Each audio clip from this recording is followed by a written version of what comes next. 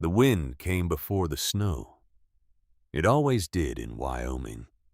It came sliding down off the Absaroka Range like something alive, like something that had decided after long consideration that it did not care for the town of Coldwater Ridge and everything in it. It found the gaps between the cabin walls. It tested the hinges on the shutters.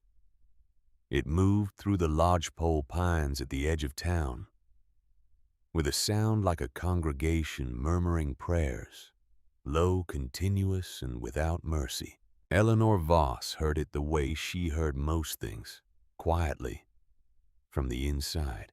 She was standing on the porch of the cabin her husband had built with his own hands, a structure of notched pine and river stone that had stood for 11 years and would not stand much longer if the winter that was coming proved to be the winter Henry had always said was coming.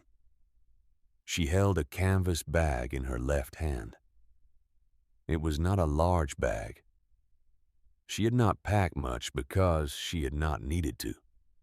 Everything that mattered, everything that would keep her alive, was already waiting for her in the forest. At her side, pressed against her left leg with the quiet certainty of an animal that had long ago decided where it belonged, stood Shepherd.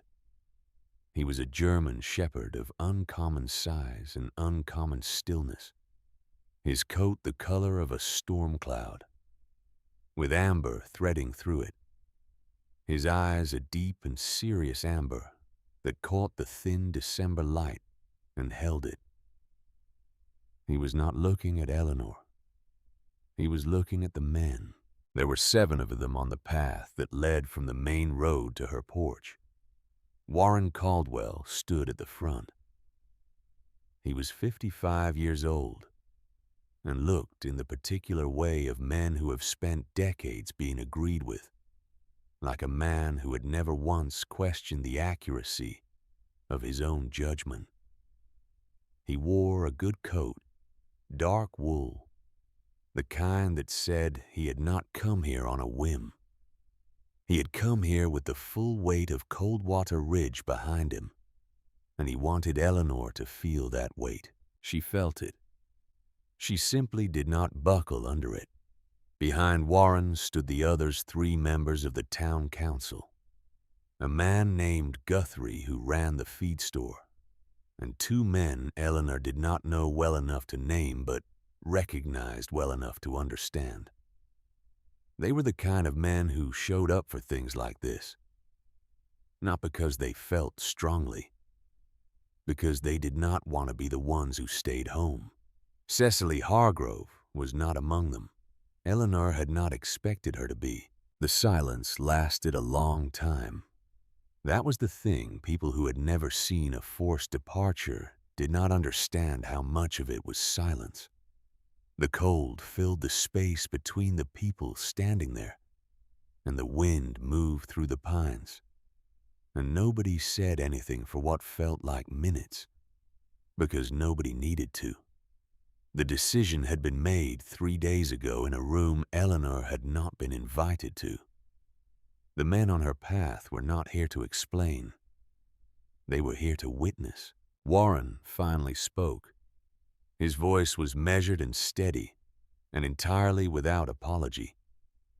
The council has made its position clear, Eleanor. We've a hard season ahead. Every person in Coldwater Ridge will need to carry their weight, and the council has determined. He paused, as men do when they are reciting something they have rehearsed. The council has determined that your continued presence is a drain on resources and a disruption to the order of this community. Eleanor said nothing. Warren continued, and his voice tightened slightly, the way a man's voice tightens when silence from the person he is addressing makes him feel, despite his best efforts, uncertain. You've spent the better part of 6 months wandering those woods, not farming, not contributing to the winter stores, not participating in the cooperative efforts that this town depends on. He glanced at the men behind him as if checking that they were still there. They were. We are not without compassion. The road south remains passable for another day or two at most. There are settlements in... I know where the road goes, Eleanor said. It was not a loud statement. It was not defiant in any theatrical way. It was simply a fact delivered in the tone of a woman who was finished listening to a man explain things she already understood. Warren closed his mouth. Eleanor looked at him for a moment. Then she looked one by one at the men behind him. She did this slowly, and without expression, the way a person looks at something they want to remember accurately. Then she looked back at Warren. When the real storm comes, she said, don't come out into the woods looking for me. Several of the men behind Warren exchanged glances. One of them, the younger one she didn't know well, made a face that was halfway between amusement and something that wanted to be pity. Warren's expression did not change.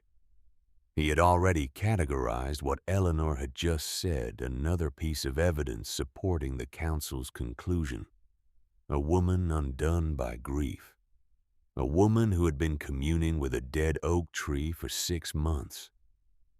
A woman who, when given the opportunity for a dignified departure, chose instead to issue cryptic pronouncements about storms. He nodded once. He turned. The men followed him down the path, pulling their coats tighter against the wind, and did not look back. Eleanor watched them go. Then she picked up the bag, said one quiet word to Shepard, a word no one else was close enough to hear, and stepped off the porch into the snow. She did not look back at the cabin. She had said goodbye to it 3 days ago when she first understood what was coming, and she had said it in the way of a person who understands that a building is not the same thing as a home, that a home is something you carry or something you build. And she had for 6 months been building. She walked toward the trees. Henry Voss had been a trapper and a wilderness scout for the better part of his adult life before he settled in Coldwater Ridge, and the thing that people who had known him remembered most, the thing they said at his grave, and in the weeks afterward in that reflexive way people speak about the dead, when they are still close enough to feel the shape of the absence, was that he had known how to read things. He had known how to read weather and terrain and the behavior of animals in ways that most men learn to approximate. And Henry seemed to have been born understanding. What people said less often because it was harder to put into words was that Henry had also known how to read time. Not the time on a clock, but the longer kind, the time that moves through landscapes and climates, and the slow turning of systems so large that most people could not perceive them at all.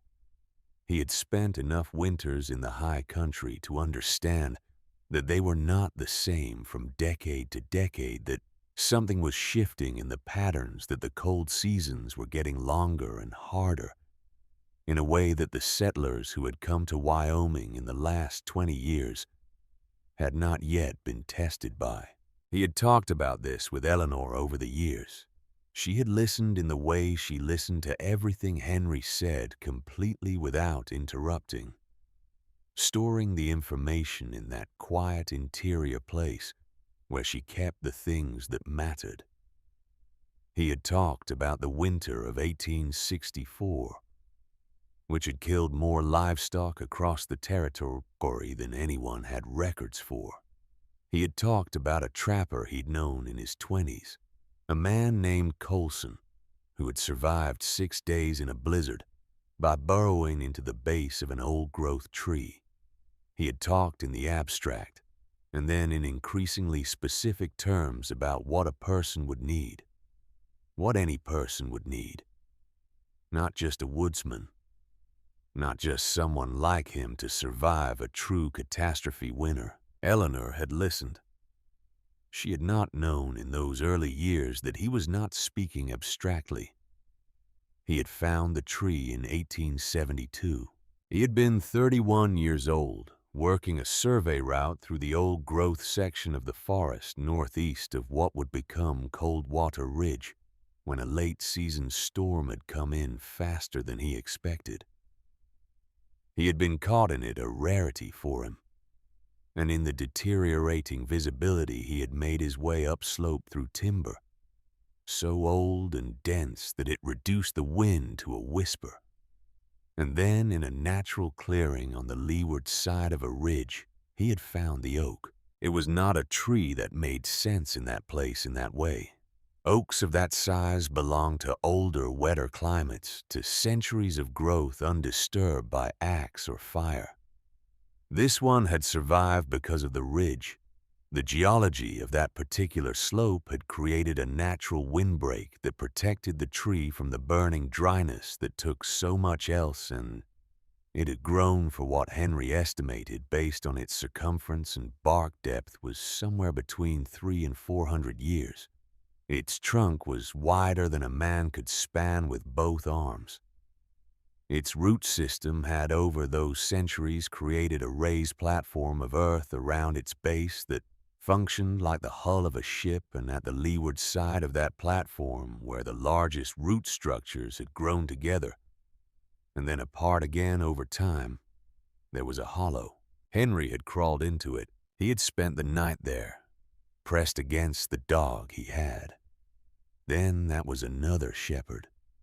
The first one, the grandfather of the animal that now walked beside Eleanor, in a space that was dark and close and smelled of heartwood and damp earth.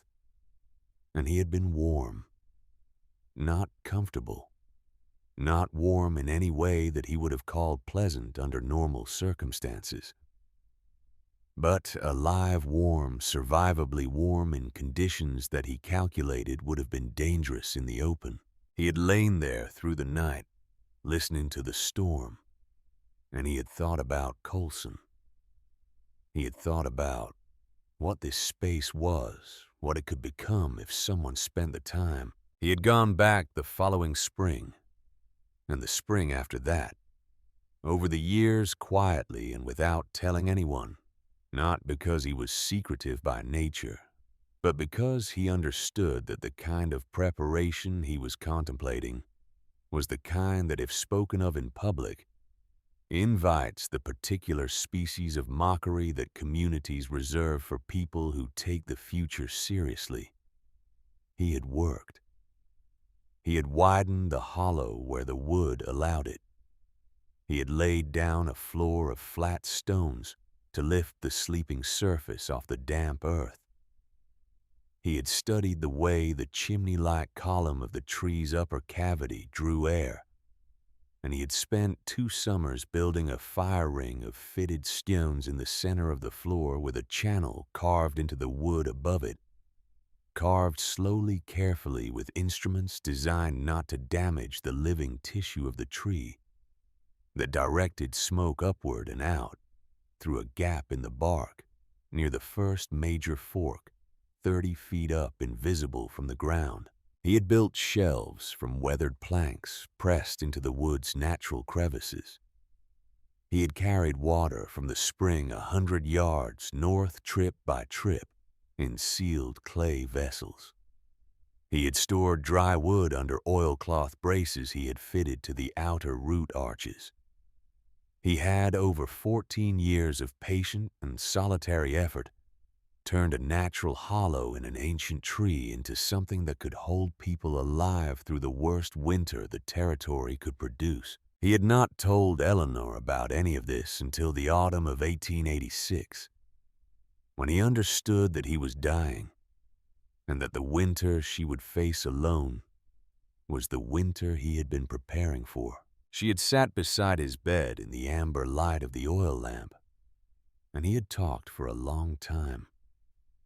He was not a man who had ever talked easily, but he talked that night with the focused precision of someone transmitting something urgent. Not because he was afraid she wouldn't remember, but because he knew there would be questions, and he might not be there to answer them, and so he answered them in advance, answered them. He described the tree. He described the approach through the timber, the landmarks that would guide her in poor visibility, the specific root arch under which the entrance was set. He described the fire ring and the smoke channel, and where the kindling cache was stored. He described the inventory he had built up over the years, the smoked venison wrapped in wax cloth, the dried corn and beans in the sealed clay pots, the parched grain, the dried berries, the medicinal herbs bundled and hung from the shelf brackets. He described the spring and how to find it if the surface froze over.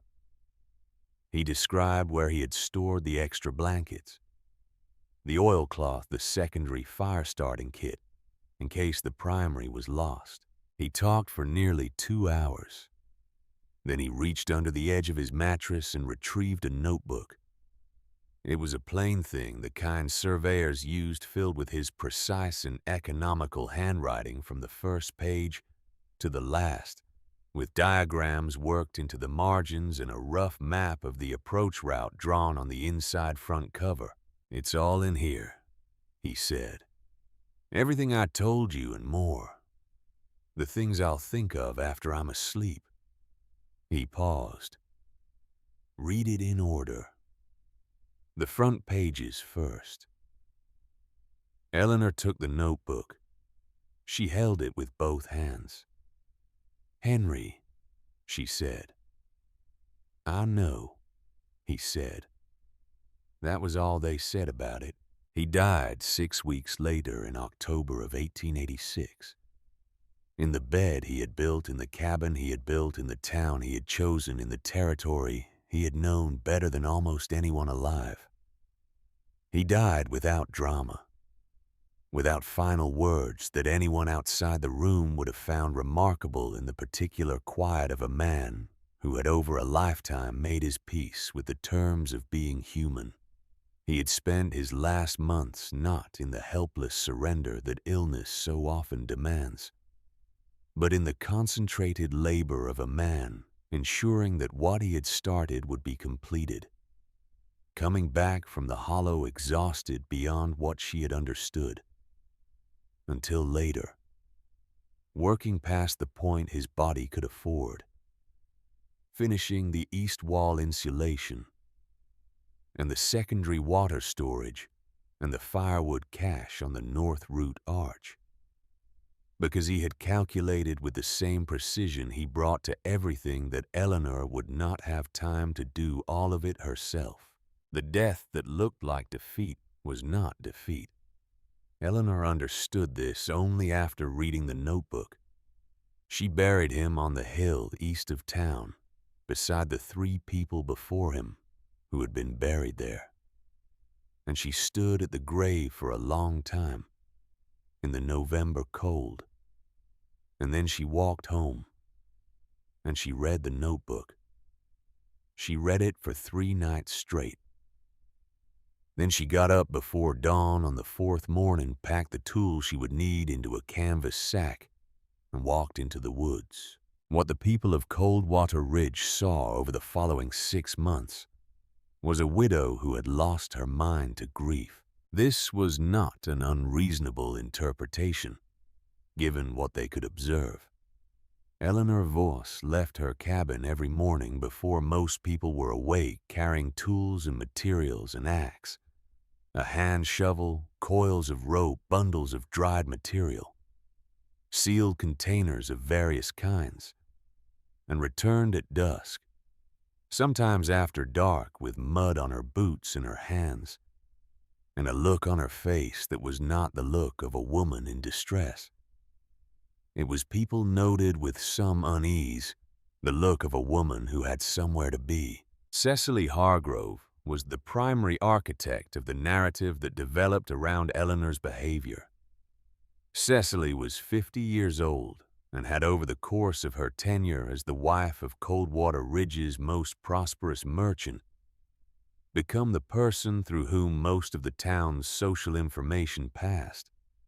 She was not cruel in her intentions. She was simply a person for whom the world only fully made sense when it could be explained.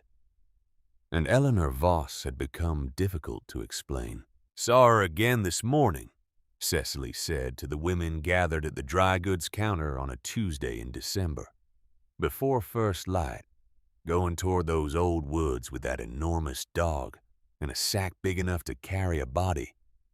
She shook her head, talking to herself. "She lost Henry only 2 months ago," said one of the women, a younger woman named Prudence, a school teacher's wife who had arrived in Coldwater Ridge only the previous spring and had not yet learned to confuse the town's consensus for truth. Her tone carried the mild resistance of someone who had not yet fully conceded the argument. "I know what she lost," Cecily said. "I know grief. This isn't grief. Grief is when you cry in church and you can't eat and your friends sit with you. This is something else." She set down the cloth she was examining. "She's out there in that forest talking to that dead tree. The same tree every day. You ask me, her mind's gone to the same place Henry went." In the saloon, the men had their own version. A dead oak with a hollow trunk. The widow carrying rocks to it, carrying wood to it, digging around the base of it, like she was trying to plant it or resurrect it. And this drew particular laughter move into it. "Maybe she's building a home for the squirrels," said a man named Orland who worked the tannery and who found this very funny. "She'd be better company for the squirrels than for us," said another.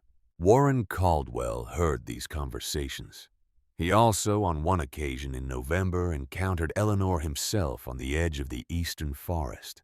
She was dragging a heavy bundle of something he could not determine exactly what toward the trees.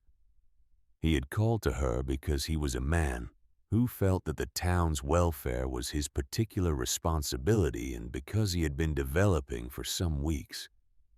The specific kind of concern that leaders develop when someone in their community behaves in a way that falls outside the established categories. "Eleanor," he had said, stepping toward her, "this isn't right. A woman alone shouldn't be spending her days wandering out there. Henry's been gone 2 months. There are people in town who could use your help. The church is short 2 hands for the winter store's preparation, and Nora Aldrich has 3 children and a husband laid up with fever." Eleanor had stopped walking. She had looked at him. Not through him, which might have been easier to categorize, but directly at him with a kind of clear attention that was worse somehow than any response he had anticipated. She said nothing. She turned and continued walking toward the trees. Warren stood on the path and watched her go and felt for the first time in the process that would end on Eleanor's porch in December the particular discomfort of a man who has just realized that the person he intended to help has not experienced his offer as help. He filed that feeling away in the place where men like Warren Caldwell store the things they prefer not to examine. What Eleanor was doing in those 6 months was this. She was reading Henry's notebook, and she was doing what it said. The hollow was larger than she had expected, larger than Henry's descriptions had quite prepared her for, and the basic structure was more complete than she had dared hope. He had built well. The fire ring was perfectly constructed, the smoke channel genuinely functional, the flat stone floor dry and solid, the existing shelves sturdy and level. But Henry had built the hollow for 2, perhaps 3 people at the outer limit, himself and Eleanor a refuge for a couple designed with the intimate scale of a man who had not yet imagined that the catastrophe he was preparing for might require more. Eleanor looked at the space, and understood immediately what it needed to become. She built it for 15. This required time and physical effort of a kind that tested her in ways she had not expected. She was not a weak woman. She had lived in Wyoming for 11 years and had never confused comfort with necessity. But she had also not spent her adult life doing the specific kind of sustained manual labor that the expansion required. Her hands blistered and then calloused. Her back ached at the end of the days in a way that was not temporary pain but structural, the kind that announced it was settling in for the season. She widened the northern wall by 3 feet, packing the new section with compressed moss and clay for insulation. She added 6 new shelf brackets. She installed the secondary water storage Henry had left as framing, only carrying the sealed clay vessels herself, trip by trip from the spring. She extended the firewood cache under the south root arch to match the one Henry had built under the north. There was one evening in late January, about 6 weeks into the work, when she sat against the outer root arch of the sentinel oak as the last light went out of the sky, and she came as close as she had come since reading Henry's notebook to simply stopping. She was cold. She was exhausted in a way that went past muscle and into something deeper. The expanded hollow behind her was half finished. The new insulating layer on the northern wall was complete. But the additional shelf brackets were still raw wood, and the secondary water storage she had planned had not yet been installed, and she was very aware in the gathering dark of everything that was not yet done, and of the size of the task she had set herself, and of the fact that there was no one else. She sat there for a long time. Shepard settled against her left side, solid and warm. He pressed his weight into her ribs in a specific way that he had not leaning exactly, but making himself present in a way that communicated something more than company. He put his head on her left knee and looked out at the dark trees without concern. Eleanor put her right hand on his back and felt his breathing. She thought about Henry. She thought about him in the particular way she allowed herself in private, which was fully not the managed version of grief she wore in town, which was the absence of visible grief, rather than its absence, but the actual thing. She thought about the sound of his voice, the way he had handed her the notebook with both hands as if it were fragile. The 14 years he had spent coming back to this tree season after season, turning a hollow in a root structure into something that could hold and warm and keep. She thought about the final months, about the exhaustion she had misread as illness, about what she now understood he had been doing in the hours she thought he was resting. She thought about what it would mean to stop. Shepard shifted.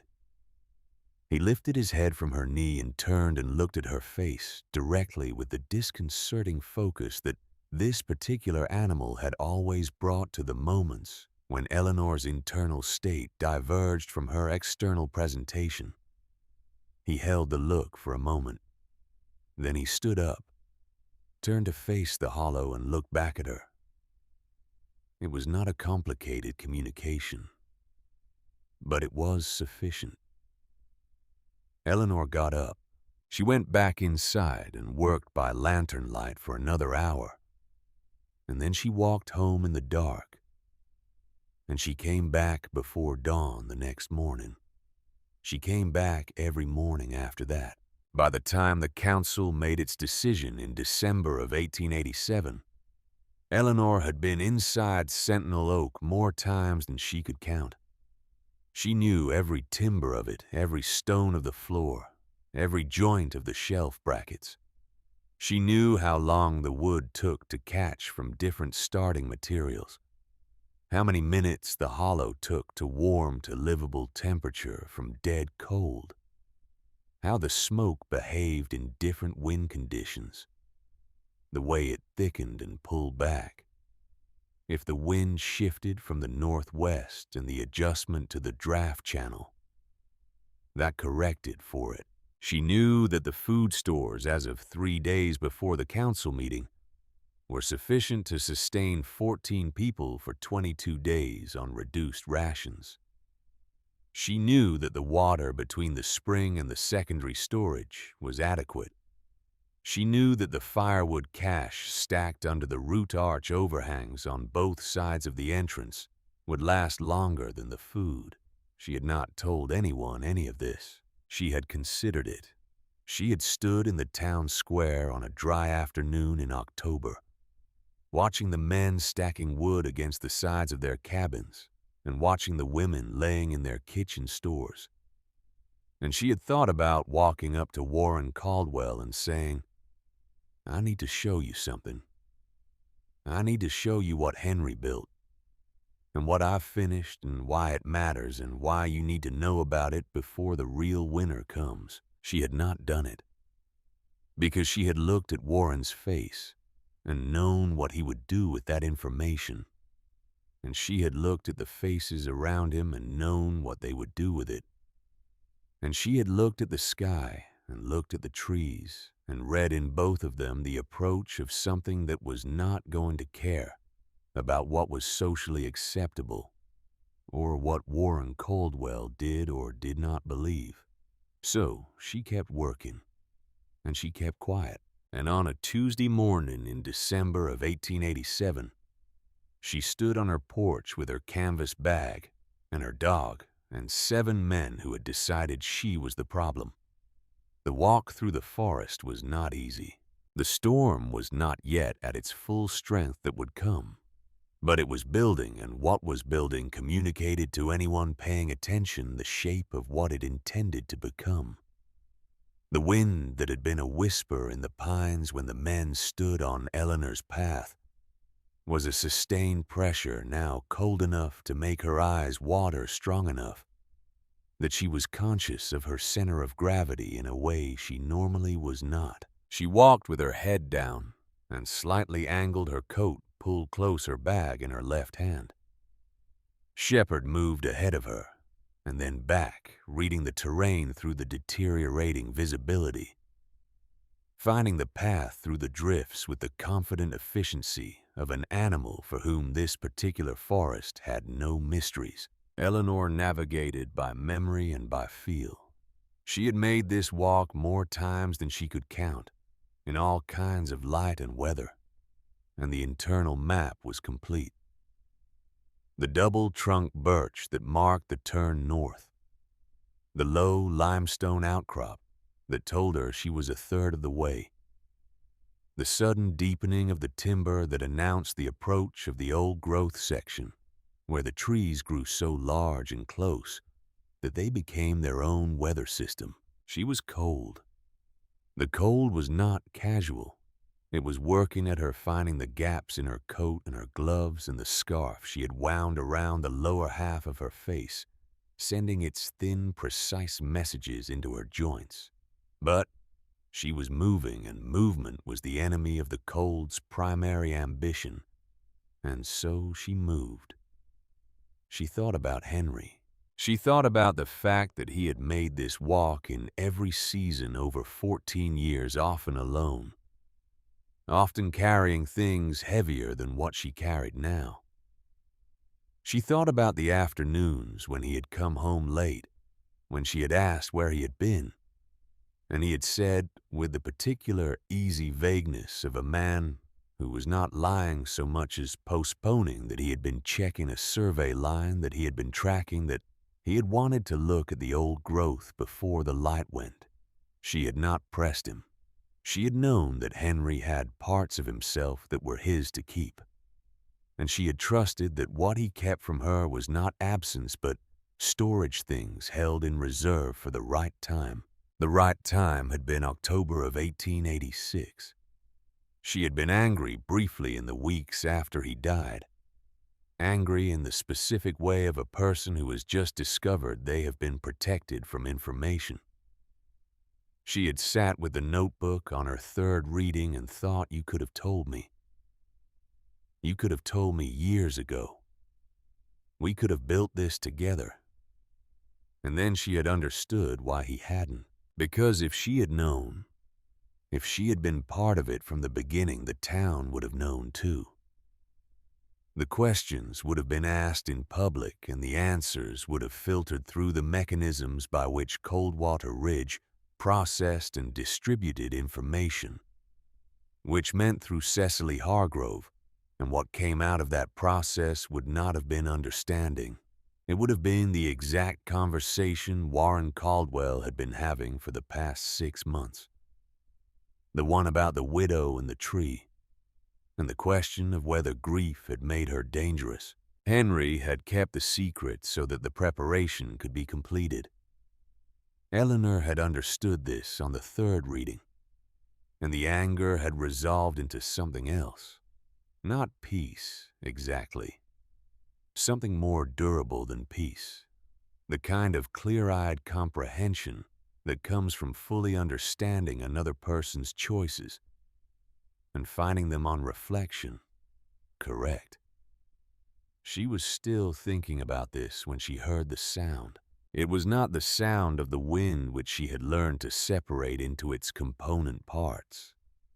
The high note of it in the upper branches, the lower register of it against the ground. Cover the variable middle tones that changed with the density of the timber. This was a different sound. It came from somewhere to her left and above, and it was the sound of mass in motion. She had 1 second to understand what it was. Then the small cornice of snow no more than 6 feet wide accumulated on the leeward side of the limestone ridge above the tree line to her left let go. It was not a large slide. In the full taxonomy of avalanche events, it would have been classified as minor. The kind of thing that happens on slopes all across the high country every winter, and is noted by no one because it injures no one because no one is there. But Eleanor was there, and she was in the path of it. And the force of 6 feet of compacted snow traveling 30 yards down a 30-degree slope at speed is not a thing that responds to the scale you assign it. It hit her from the left side and the back simultaneously. She went down hard, the bag flying from her hand, her right knee driving into the frozen ground under the snow. And then the weight of it was on top of her, and she was in the dark. The cold was immediate and total. The weight was not crushing. She could breathe in shallow sips, but she could not move her left arm, which was pinned under the main body of the slide, and her right arm, which was free, was not enough by itself to shift the mass above her. She was pressed face down into the snow, her head turned sideways, and she could see a narrow slant of gray light above her right shoulder that told her she was not completely buried. She did not panic. She took stock. Left arm pinned, not broken, she could feel it, which meant the circulation was intact. Right arm free. Legs unclear, she could feel her right foot but not her left, which was the one that had gone under the worst of the slide. Head uninjured. Breathing shallow but functional. She heard Shepard. He was above her and to the right, and the sound he made, she had heard it only twice in their years together. A rapid, focused, escalating excavation of sound and effort that was nothing like his normal voice told her everything she needed to know about the assessment he had made of the situation. He was digging. He was digging with the concentrated ferocity of an animal that has reduced the world to a single task. She could feel the vibration of it through the snow. She did not call out to him. He knew where she was. Calling would cost her air. She waited. 4 minutes. She counted them in the way her father had taught her to count time in stressful situations, by the slow doubling of numbers in her head. 1, 2, 4, 8, 16. A method that had the advantage of requiring just enough cognitive engagement to prevent the kind of spiral that makes 4 minutes feel like 40. The weight on her left side shifted. Then Shepard's muzzle was at her right ear, his breath warm and purposeful, and then his teeth were gentle and definite on the collar of her coat, and she understood what he was doing and helped as much as she could, driving with her right arm and her right knee and whatever portion of her left leg she could bring to bear, and together they moved her free of the slide's main mass, and she was on the surface again, and the gray light of the forest was around her. She lay still for 30 seconds, just breathing, taking inventory. Her left arm was bruised to the shoulder but intact. Her left foot ached with the specific depth of cold that told her it had been packed in snow long enough to need warming. Her right knee was going to be remarkable in its color by tomorrow. Everything else was present. Shepard stood over her, looking down, his expression containing the particular quality that dogs wear when they have just done something necessary and are waiting to see whether it has been sufficient. Eleanor reached up and put her hand on his jaw. "Good boy," she said. Her voice was steady. It was the voice of a woman who has survived something and is already past it, already moving on to the next thing, because the next thing was still ahead of her and still needed doing. She found her bag. She got up. She walked the last quarter mile to the Sentinel Oak. The hollow was exactly as she had left it. She stood inside it for a moment after ducking through the entrance just inside the threshold, while her eyes adjusted from the gray chaos of the storm outside to the dark, still interior.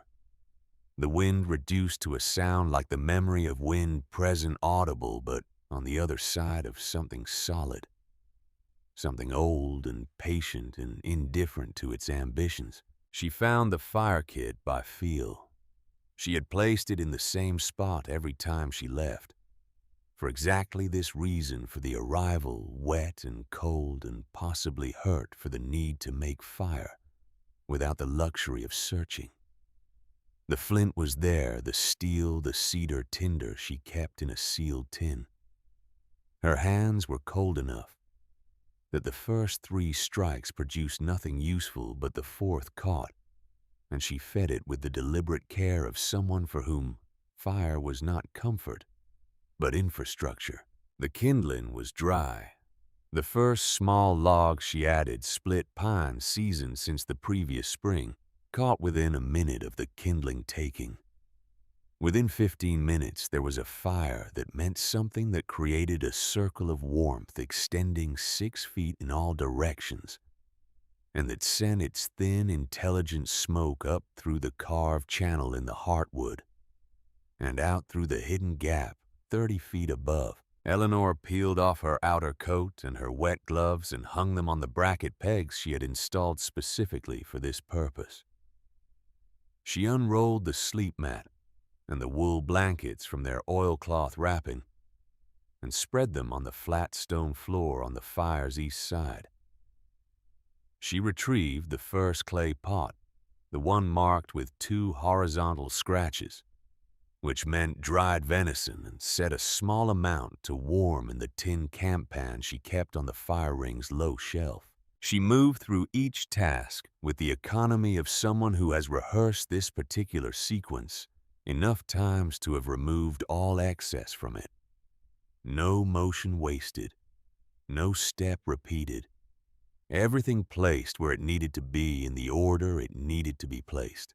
This was the thing the people of Coldwater Ridge had never understood about Eleanor Voss. and would not understand until it was demonstrated to them in the most unambiguous possible terms. They had looked at her quiet and seen vacancy. They had looked at her solitude and seen damage. They had looked at her refusal to explain herself and seen a mind that had lost its connection to the normal world. What they had not seen, what they were constitutionally by virtue of the particular blindnesses that comfortable communities develop about people who do not behave the way comfortable communities expect. What they had not been able to see was competence. Sustained, deliberate, methodically acquired competence applied in service of a clear and rational purpose that simply operated on a timescale longer than the one they used to measure worth. Eleanor sat down beside the fire. Shepard settled against her left side. The storm moved through the forest outside with increasing confidence, and the hollow was warm. She reached into her bag and retrieved the notebook. She did not open it. She had not needed to open it in 3 months, having memorized its contents well before the first frost. She held it in both hands in her lap in the firelight, the way she had held it the first time Henry had given it to her, with both hands as if it were a living thing. She thought about what he had written on the final page in the different handwriting of a man who was very tired. The letters less precise than his usual. The sentences shorter. She did not need to read it. She knew every word. If they come to you in the storm, let them in. Not because they deserve it, because that is the difference between what we build and what they fear. What we build is for anyone who needs it. That is the only instruction that matters. Outside, the wind gathered itself for what it was about to do to Coldwater Ridge. Inside the Sentinel Oak, Eleanor Voss fed her fire and waited. The storm arrived at full strength sometime in the deep hours of that first night, and it arrived without the incremental courtesy of a thing that is still deciding. It came as a commitment. The wind that had been building since morning became in the space of an hour, something that had no useful comparison in ordinary experience. It was not wind in the way that December in Wyoming normally produced wind, the sharp directional cold that found your face and moved on. This was pressure, sustained omnidirectional structural pressure that pushed against every vertical surface in Coldwater Ridge simultaneously, as if the atmosphere itself had decided to test the integrity of everything human hands had constructed in this valley, and had allocated the night for the purpose. The snow came with it. Not falling, the word falling implied gravity, implied a direction, implied some cooperation between the sky and the ground below. This snow moved sideways upward in spiraling columns that reversed themselves without warning. It found the gaps between the logs of every cabin wall. It packed itself into the spaces around every doorframe and window shutter. It accumulated not in drifts which were manageable, which were the ordinary math of snow and wind that experienced Wyoming settlers had long since learned to account for, but in walls. Solid, consolidated walls of white that rose against the leeward sides of buildings with the purposeful geometry of something being constructed rather than deposited. Inside the hollow of the Sentinel Oak, Eleanor felt none of this. She heard it. The storm's voice was present even here, filtered through 3 feet of ancient heartwood into something low and continuous like the sound of a river heard from the far bank. It was audible. It was not threatening. The tree that had stood in this particular fold of land for somewhere between 300 and 400 years had in the course of that tenure survived things that made this storm a data point rather than an aberration. And the hollow at its heart communicated this through the simple quality of its stillness. The fire had been burning for 6 hours. The hollow had reached a temperature that, while not warm in any domestic sense, was warm in the sense that mattered, warm enough to sustain life. Warm enough to keep the cold from doing its primary work. Warm enough that the blankets on the stone floor constituted genuine shelter rather than gesture.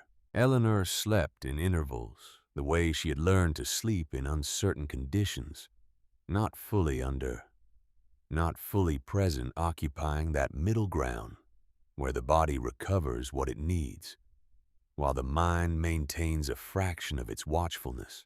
She had banked the fire before her first sleep interval in the manner Henry's notebook prescribed. 2 heavy logs crossed at the center, packed earth pushed against their bases on the windward side, and it had held through the night and into the gray non-dawn of the storm's second day. Shepard slept with his back against her legs, generating a warmth of his own that was not negligible.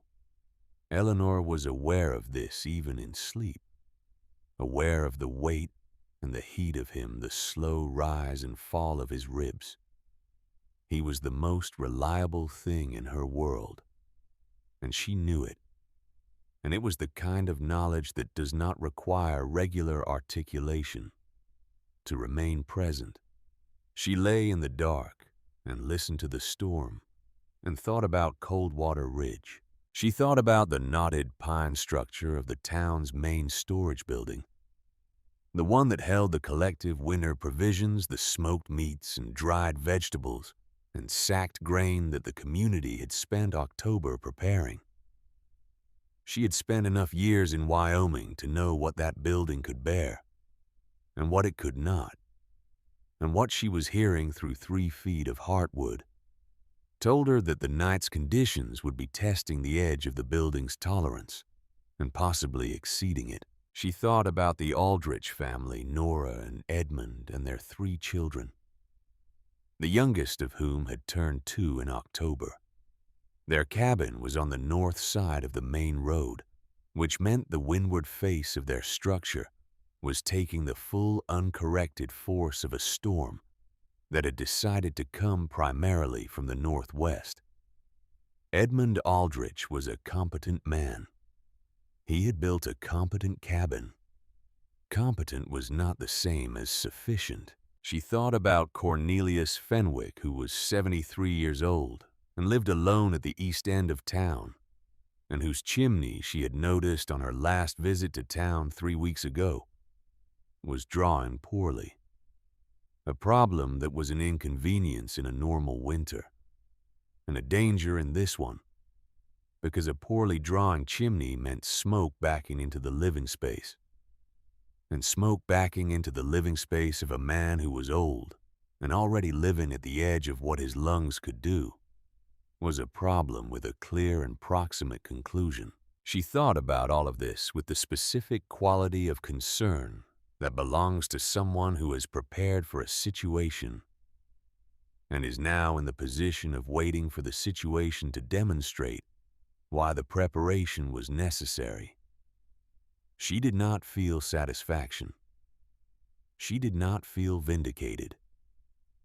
She felt, if she examined it honestly, the particular loneliness of having been right about something that she would have given a great deal to have been wrong about. In Coldwater Ridge, the second day of the storm began badly and declined from there. The first sign was the sound. People who had lived in Wyoming for years, who knew what a hard winter sounded like, who had experienced the ordinary severity of mountain weather, reported afterward that the sound of the second morning was different in a way they could not entirely articulate. It was not louder exactly. It was more insistent. It had the quality of something that had moved past the preliminary stages of what it intended to do and had arrived at the main business. Warren Caldwell was awake before dawn, which was not unusual for him. He was a man of regular habits, and the storm had not changed that. He dressed by the light of the lamp and went to the window and looked out. and could not see the building across the road, which was 40 feet away. He stood at the window for a moment processing this information. Then he heard the first of the sounds that would, over the next 6 hours, constitute the score of the community's unraveling. It was a crack, then a pause, then a sustained groaning of stressed timber that seemed to come from everywhere at once, as if the town itself had decided to speak. The roof of Warren's attached storage room, a lean-to structure he had added to the main building 3 years ago, built with green wood, because the season's supply had been low that season, and he had intended to reinforce it the following spring, and had not shed its accumulated snow load in a single catastrophic exhalation. The lean-to did not collapse, but the sound of its roof flexing and the snow sliding free was sufficient to bring Warren to his back door in his coat and boots. And what he saw when he opened it was a wall of white where his back path had been chest-high, solid, and still growing. He stood in the doorway and felt the storm push against his chest with a force that was almost proprietary. He thought about Eleanor Voss. He thought about what she had said on the porch. He filed the thought the same way he always filed thoughts that were inconvenient to the positions he had already established, which was quickly and into a compartment he rarely revisited. Then he went inside and put more wood on his fire and told himself that the situation was manageable. Across town, the situation was not manageable. The main storage building, the one that held the collective winter provisions, had been showing stress in its roof beams since the previous afternoon, visible to anyone who had looked up and known what they were seeing. By mid-morning of the second day, it failed. Not a partial failure, not a damaged section. A full collapse of the central roof structure. The heavy pine beams driving downward into the stored goods below, crushing the sealed containers and the dry stack provisions, and the smoked meats in their waxcloth wrappings, mixing everything together under 600 pounds of wet snow and broken timber. Samuel Briggs heard it from his forge, which was 30 yards away, and he knew what it was before he went outside to confirm it. He stood in the driving snow looking at the caved roof of the storage building, and he did not say anything for a long moment. Then he turned and walked back inside and sat down on his work stool with his big hands between his knees, and thought with the methodical clarity that was his particular nature about what this meant. It meant that Coldwater Ridge's collective food supply was gone. Not depleted, not compromised. Gone. He sat with that for a while. Then he thought about Eleanor Voss. The Aldrich cabin did not collapse, but by mid-afternoon of the second day, it had become clear that it was not going to be a reliable structure for much longer. Edmund Aldrich had done everything a man could reasonably do. He had shored up the south wall with the spare timber from the woodpile. He had redistributed the interior weight. He had kept the roof clear until the wind made it too dangerous to continue. But the north wall had developed a lean that was outside the range of what he was willing to call acceptable, and the two youngest children were crying in the sustained, exhausted way of children who have been frightened long enough that they have lost the energy for the acute expression of it. Nora Aldrich was not a woman who expressed fear outwardly. She expressed it inwardly, and then she converted it into action. She was the one who suggested, when the north wall lean became visible in the afternoon, that they needed to think about where else they could go. Edmund did not immediately agree. Edmund suggested they wait another few hours and see how the wall developed. Nora pointed out in the calm and final tone she reserved for these moments that the time to move was before the necessity was absolute, not after. They argued about this for 20 minutes. Then a sound came from the north wall. not a crack, not a groan, but a kind of deep dents, settling the sound of mass redistributing, and the argument was over. They wrapped the children in everything they had that could be wrapped around children. They put on every layer they owned. They opened the door and discovered that the front drift had reached the top hinge, and they would have to go through the window instead. And they went through the window instead. Edmund first, then Nora, handing the children through, then Nora. They made it to the blacksmith's forge, which was the only structure in town, with a fully stone roof, in 6 minutes, that Edmund Aldrich would later describe as the longest 6 minutes of his adult life. He would describe the experience of moving through the storm, with his youngest child pressed against his chest, under his coat, being able to see perhaps 10 feet in any direction, the wind working against every step, as the experience that made everything else in his life look manageable by comparison. At the forge, they found Samuel Briggs and 3 other people who had arrived by different paths and for different reasons, and with the same result: the town was failing and the forge was the only solid thing left. Warren arrived an hour later. He did not arrive with authority or with a plan. He arrived with snow on his coat and a look on his face that Samuel Briggs recognized but had never expected to see there. The look of a man who has lost the organizing principle by which he has been navigating the world. He stood by the forge's central furnace, warming his hands, and did not speak for a while. Then Samuel told him about the storage building. Warren listened. He processed the information. He was a man who was very good under normal circumstances at processing information and producing a response that had the quality of a decision. Under these circumstances, processing the information produced a response that had the quality of a man looking at a problem that was outside the dimensions of anything his experience had equipped him to solve. He said nothing.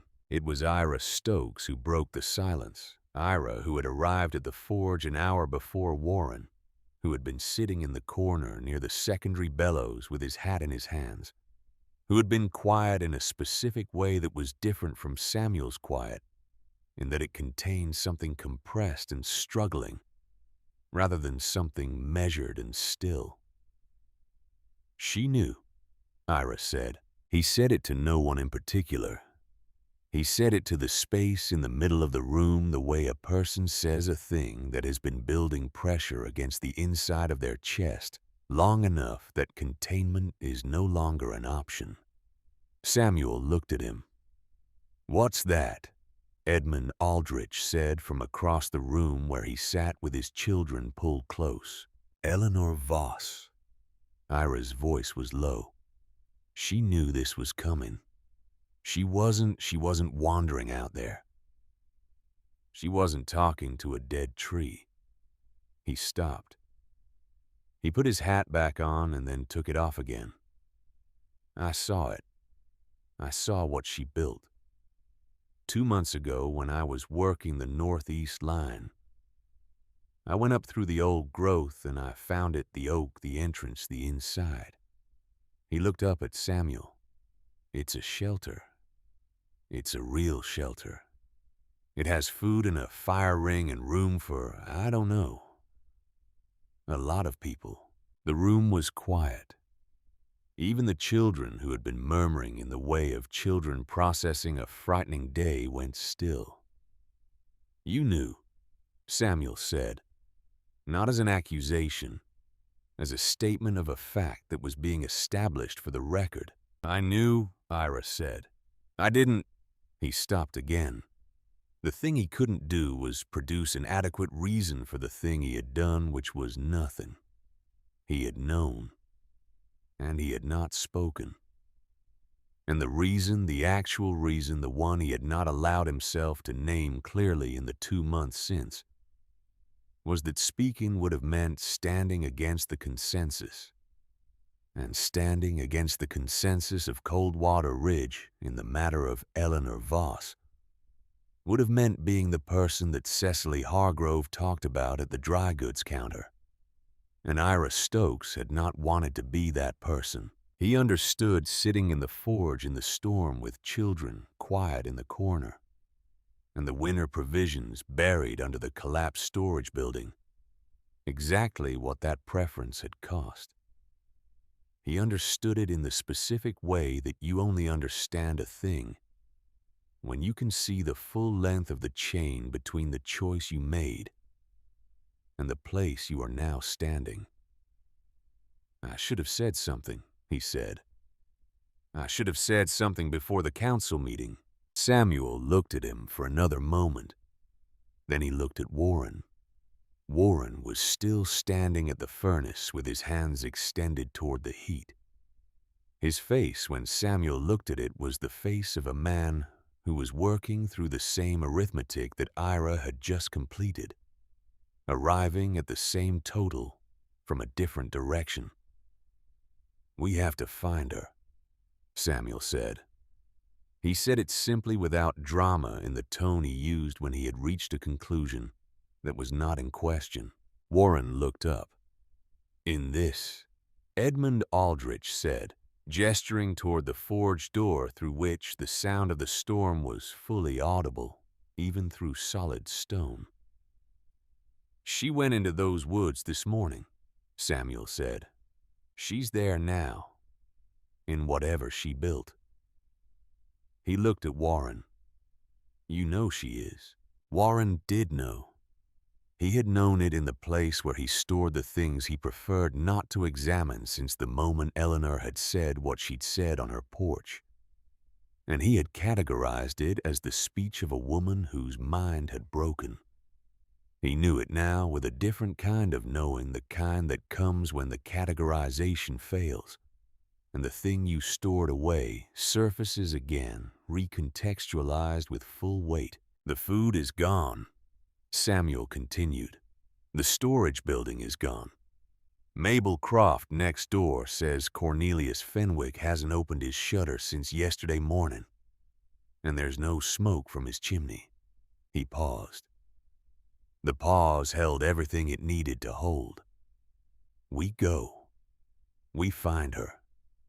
Whatever she's built out there, it's better than what we have here." "She told us not to come," Warren said. It was not a statement of intention. It was something closer to an inventory of what he had done being read back to him by someone who had kept better records. Samuel looked at him with the patience of a man who has been measuring his responses carefully for a long time. "She told us not to," Samuel said. "She didn't say she wouldn't let us in." They went out into the storm. Warren, Samuel, and Ira, with the understanding that this was not a well-considered plan, but the absence of any alternative, which was different. They had no snowshoes. They had wool blankets wrapped around their legs over their boots, which became wet and heavy within the first 100 yards, and which slowed them in a way that was the difference between a difficult journey and a potentially fatal one.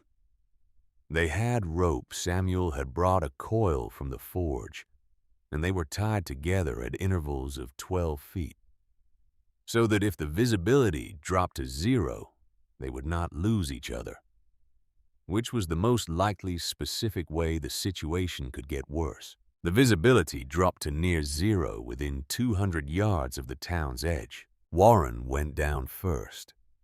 He sank to mid-thigh in a drift he hadn't seen until he was in it, and the effort of extracting himself cost him something, not just energy, but the particular expenditure of will that comes from having to physically fight the ground itself. He had been in difficult situations before, but they had been difficult situations in rooms, in conversations, in the domain of social management, where he had spent 40 years becoming skilled. This was different. This was a domain in which all his skills were non-transferable and his body's limitations were precise and specific and not subject to negotiation. He got up. Samuel helped him up, one hand under his arm, without comment. They pushed forward. Ira navigated. He was 22 and had spent more time in this specific forest than anyone in the group, and he moved with a certainty about direction that was not a guarantee, but was better than anything else available. He called adjustments back to Samuel, who relayed them to Warren, and they moved in this chain through the white chaos. Not quickly, not confidently, but continuously, which was the thing that mattered. Warren fell twice more. The second time, he stayed down longer. He lay on his back in the drift and looked up at the sky, which was invisible, which was a flat, white surface that went as far up as he could perceive, with no discernible feature. And he felt something that he was not accustomed to feeling in any of its gradations, which was helplessness. It was not a thing he had believed he would ever feel in this total and physical a form. Helplessness in his experience had always been a temporary state, a problem with a solution on the other side of the right combination of authority and resources. Lying in a drift in a storm that could not see him and did not care about him, with the town's food supply under 10 feet of snow. And a man who lived alone with a bad chimney, who might already be past helping helplessness, felt like its actual definition for the first time. Samuel crouched beside him in the snow. "I can't," Warren said. His voice was quieter than he had intended. The storm took the word. "She did it," Samuel said. "This morning, with the dog." Warren looked at him. "She walked this same ground this morning," Samuel said in the start of this with a canvas bag. "One woman." He extended his hand. "We go on or we stay here. Those are the options." Warren took his hand. He got up. They had been walking for what felt like an hour, though Ira would later estimate it closer to 40 minutes when the sound changed.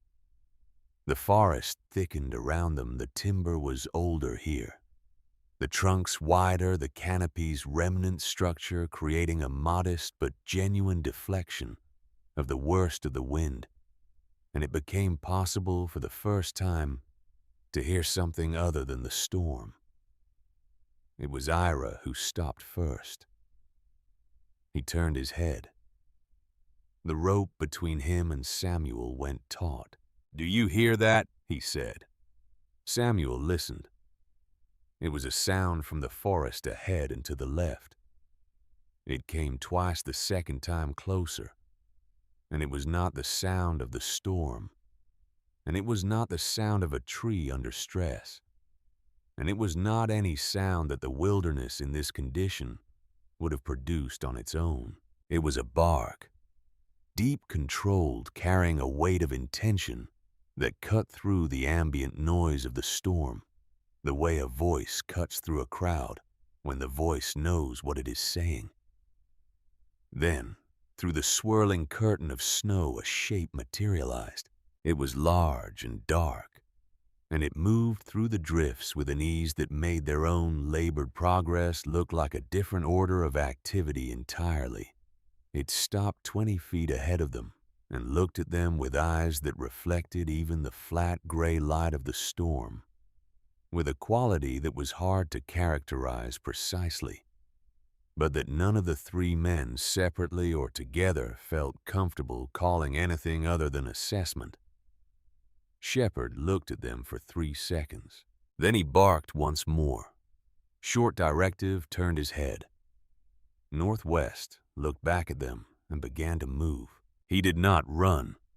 He moved at exactly the pace that the three men at their best could maintain. He would pull ahead by 15 or 20 feet, then pause and look back, then continue. When Warren fell for the 4th time, and the pause between going down and coming back up was longer than the previous pauses, Shepard came back the full distance and stood at Warren's left side while Samuel helped him up. And Warren, without thinking about it, put his hand on the dog's back, and the dog bore the weight without moving.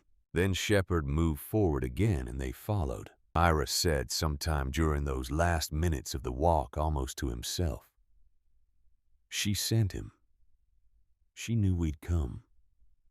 He said it the way a man says something he has only just understood the words, arriving at the same moment as the understanding behind them. Samuel glanced at him. Warren, a few feet behind, heard it and said nothing, but something shifted in his face, some last resistance to a conclusion he had been approaching for hours finally releasing. Eleanor had heard sounds from the direction of the town the previous evening. Patterns in the wind's behavior that a person who had spent months learning to read this forest would recognize as different from the storm's ordinary conversation. She had not known with certainty, but she had known with enough certainty to do what which was to put her hand on Shepard's neck and say his name in a particular way and point in the direction of the town and tell him with the full weight of their years together what she needed. He had gone without hesitation. She had known when she sent him that she was making a decision that had nothing to do with what the people of Coldwater Ridge had done or failed to do. She was making the decision that Henry had asked her to make on the final page of the notebook, not because they had earned it, because what they had built was for anyone who needed it. She had made the decision before they came. She had made it alone in the hollow, listening to the storm with the fire burning and Shepard already gone into the dark. That was the decision. Everything after was simply its execution. The sentinel oak emerged from the storm, the way certain things emerge from uncertain conditions. Not gradually, not with warning, but suddenly and completely, and with an impact that the human mind processes as wrongness before it processes it as the thing it actually is. Because an oak tree of this size was wrong in the way that the genuinely extraordinary is always wrong when first encountered. It was wrong in the sense that the mind's scale reference for what a tree should be does not accommodate it. It was wrong in the sense that 300 years of uninterrupted growth in a favorable location produces something that exists in a different category from what the word tree normally designates. Ira saw it first and stopped walking. Samuel walked into him from behind. Warren, who had his head down against the wind, ran into Samuel and then looked up. They stood and looked at the tree. Shepard was already at the entrance, the dark opening in the root structure on the leeward side, low and wide, framed by root arches as thick as Samuel's forearm. He turned and looked at the men. Then he disappeared inside. The three men exchanged no words. There was nothing useful to say about what they were looking at or what they were about to do. Warren Caldwell, who had been the first to find his voice in almost every social situation he had participated in for the past 2 decades, ducked his head and followed a dog into the base of a tree. The warmth was the first thing. Not overwhelming warmth, not the disorienting blast of heat that follows extreme cold in enclosed spaces, but the warmth of a thing that had been carefully and deliberately managed. A warmth that had been built at the right rate and sustained at the right level. A warmth that said, someone has been here. Someone has been paying attention. The fire was burning low in the ring of fitted stones exactly as it should be. At this stage of a burn cycle, no taller than necessary, positioned to give the maximum radius of warming heat from the minimum consumption of fuel. The smoke rose into the carved channel in the heartwood above it and disappeared, leaving the interior air clean in a way that seemed improbable given that a fire had been burning there for the better part of a day. The walls around them were ancient wood, the close, dark grain of heartwood, centuries deep. The floor was flat stone covered on the sleeping area with layered rush mats and wool blankets.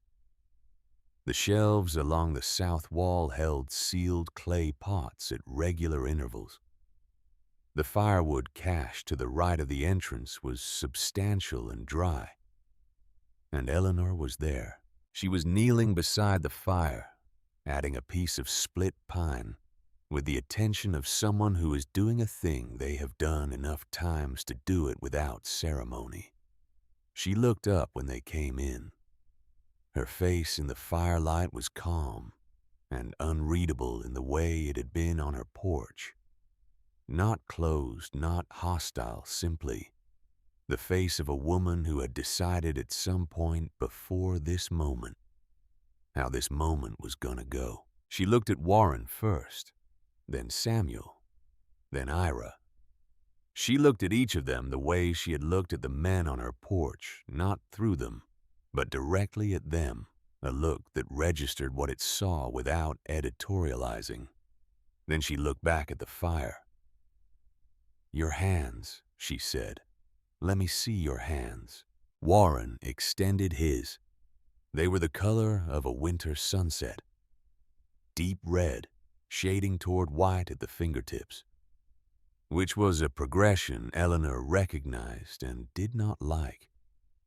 She took his hands in both of hers and held them at a specific distance from the fire, close enough for the warmth to begin its work, far enough that the rewarming happened at a rate the tissue could tolerate. "Boots off," she said to all three of them. "Everything wet off. Stack it near the entrance, not by the fire." They obeyed her without discussion. Warren Caldwell, who had not obeyed anyone in a long time, unlaced his boots with fingers that were clumsy and cooperative and set them where she had indicated and moved to the fire. Eleanor rewarmed Warren's hands for 4 minutes before releasing them. She checked Samuel's his were better. The hands of a man whose work had made them resilient, and applied a small amount of a herb and tallow salve from a tin on the shelf to the worst portions. She checked Ira's hands and feet. His left foot had the beginnings of the white, waxy quality that meant something was happening beneath the surface that needed management. And she packed it in dry cloth and positioned him so that the foot was elevated slightly and angled toward the fire's warmth. She did all of this in the same manner. She did everything in this hollow with complete attention. Nothing extra, nothing held back. When she was done, she went to the supply shelf and opened 2 of the clay pots and began to prepare food, dried venison and a handful of grain into the small camp pan, with a measured amount of water from the sealed jug. Not a feast, not a gesture.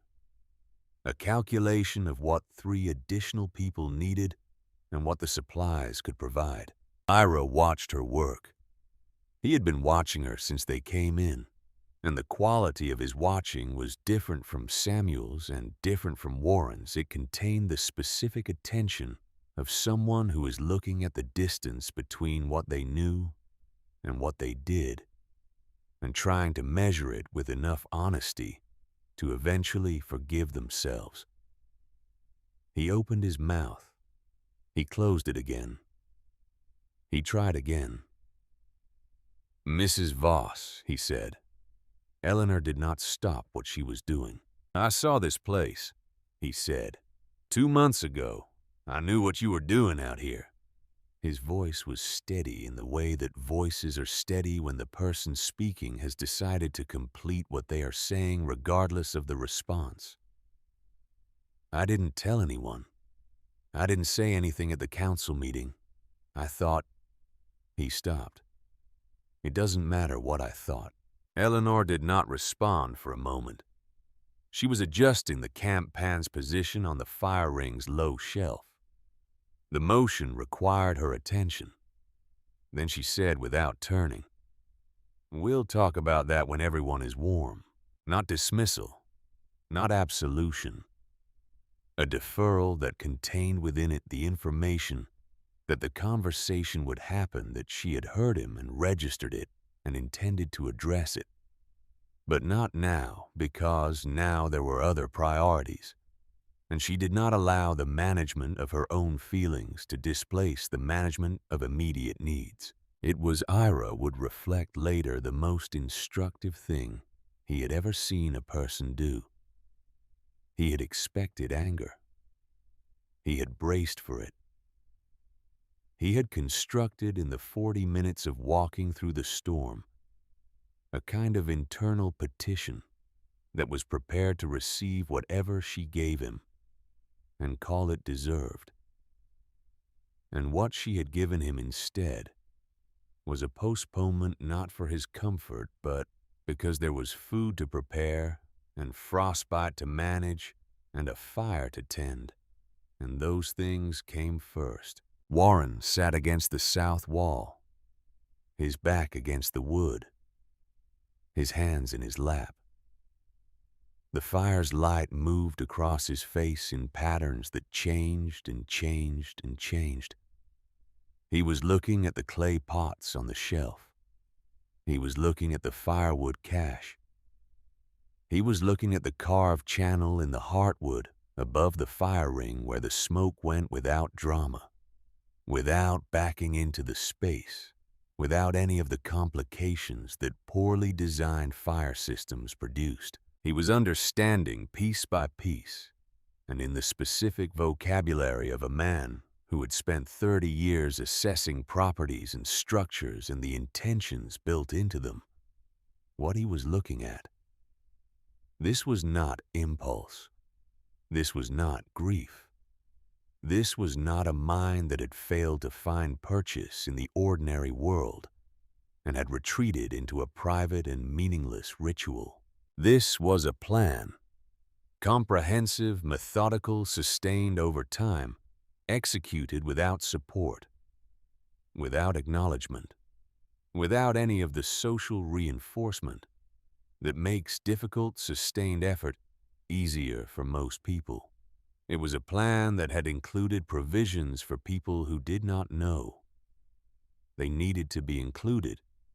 It was a plan that had reserved space and supplies for people who had that same morning stood on the planner's porch and told her to leave. Warren Caldwell sat against the ancient wood of the Sentinel Oak's inner wall and felt the warmth that Eleanor Voss had built and understood for the first time in his life, what it felt like to have been comprehensively, specifically, and irreversibly wrong about something that mattered.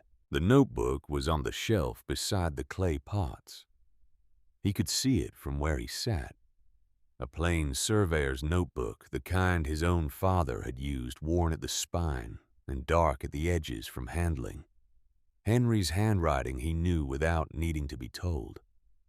Henry Voss, who had been the most capable man Warren had known, and whose capability Warren had consistently acknowledged while simultaneously understanding it in terms of the categories he used for people capable at that, not capable at this, strong in that way, limited in this one, the categories that made the world manageable by making it smaller than it actually was. He looked at the notebook. He looked at Eleanor, who was tending the camp pan, with the same quality of attention she gave everything complete without excess. He thought about what it meant that Henry Voss had apparently spent 14 years building a refuge in the base of an ancient oak tree in the Wyoming forest, and had told no one except his wife, and that his wife had spent 6 months finishing the work, and had told no one, and that the result of all of that sustained and silent labor was that Warren Caldwell was sitting alive and warming in it right now. He thought about Eleanor's voice on the porch. When the real storm comes, don't come out into the woods looking for me. Outside, the storm pushed against the Sentinel Oak with everything it had. The tree moved in it the way things that are deeply rooted move in force, not rigidly, which breaks. and not freely which fails, but with the specific flex of something that has calculated over centuries exactly how much give is required. The fire burned. Shepherd lay down across the entrance, his nose between his paws, his eyes moving between Eleanor and the door in the rotation of a creature that has assigned itself a duty and intends to fulfill it. Eleanor distributed the food. Warren took the bowl she handed him. Their hands did not touch in the exchange, but they were close, and he looked up at her face at the moment she released the bowl, looking for he was not certain what. Some evidence of what the morning looked like from where she was standing. Her face was what it had been on the porch and what it had been every time he had encountered her in the 6 months of her quiet, maddening, incomprehensible, and now entirely comprehensible project. It was the face of a woman who had somewhere to be and had gone there and was now doing the next necessary thing. He looked back down at the bowl. The venison was warm. The grain had softened in the broth to a consistency that was simple and sustaining. It was not a meal designed for pleasure. It was a meal designed for continuation, for the basic restoration of the body's ability to do what it needed to do next. Warren ate it. The storm outside continued its work. The sentinel oak continued its patience. The fire held its steady measure of warmth, not more than was needed, not less. Later that night, after the 3 men had warmed through, Eleanor took Shepherd and went back toward town. She moved through the storm without the men knowing she was gone, without announcement, with the efficiency of someone who has calculated the risk and determined it is within acceptable range. She brought back Cornelius Fenwick, who was sitting in his chair in the smoky dark of his sealed cabin, with the still inward look of a man whose body has begun to negotiate with unconsciousness. She half carried him the last 100 yards, Shepherd moving ahead to clear the path, and when she brought him through the entrance of the hollow, she lowered him near the fire and worked on him for 20 minutes before the color in his face began its slow return toward the color of a living man. She went back once more before the storm's second night, fully closed in this time with Ira guiding her, and brought the Aldrich family from the forge, Nora carrying the youngest Edmund, carrying the older 2 by turns, the children too exhausted for fear, by then simply clinging. They came into the hollow, and the hollow received them, and by the time the storm reached its second peak, there were 14 people breathing the warm, close air of a space built by 2 people over 15 years for exactly this purpose. And Eleanor Voss moved through her shelter with the quiet authority of a person who has built a thing and knows how it works, and is now simply doing what has always needed to be done. Tending the fire, measuring the food, checking the frostbitten, watching the old man breathe, refusing even now to let the weight of being right replace the more important work of making sure everyone lived. The storm broke on the 3rd morning. It did not break gently. It did not taper or soften or give any of the gradual signals that would have allowed the people inside the sentinel oak to prepare themselves for the transition from one world to another. It simply stopped the way a held breath stops completely. All at once, the absence of sound, arriving as its own kind of sound. A silence so total after 36 hours of unrelenting noise that several people woke from sleep with the panicked certainty that something had gone wrong. Nothing had gone wrong. The storm had exhausted its intentions and moved east into the high plains, and what was left in Coldwater Ridge in the valley and the forest, and along the ridge that gave the town its name, was the aftermath. A landscape that had been altered in the night by a force too large to argue with, and was now simply permanently different. The snow lay in formations that had no precedent in anyone's experience. Drifts 15 feet high against the south faces of buildings. Open corridors where the wind had scoured the ground to frozen earth.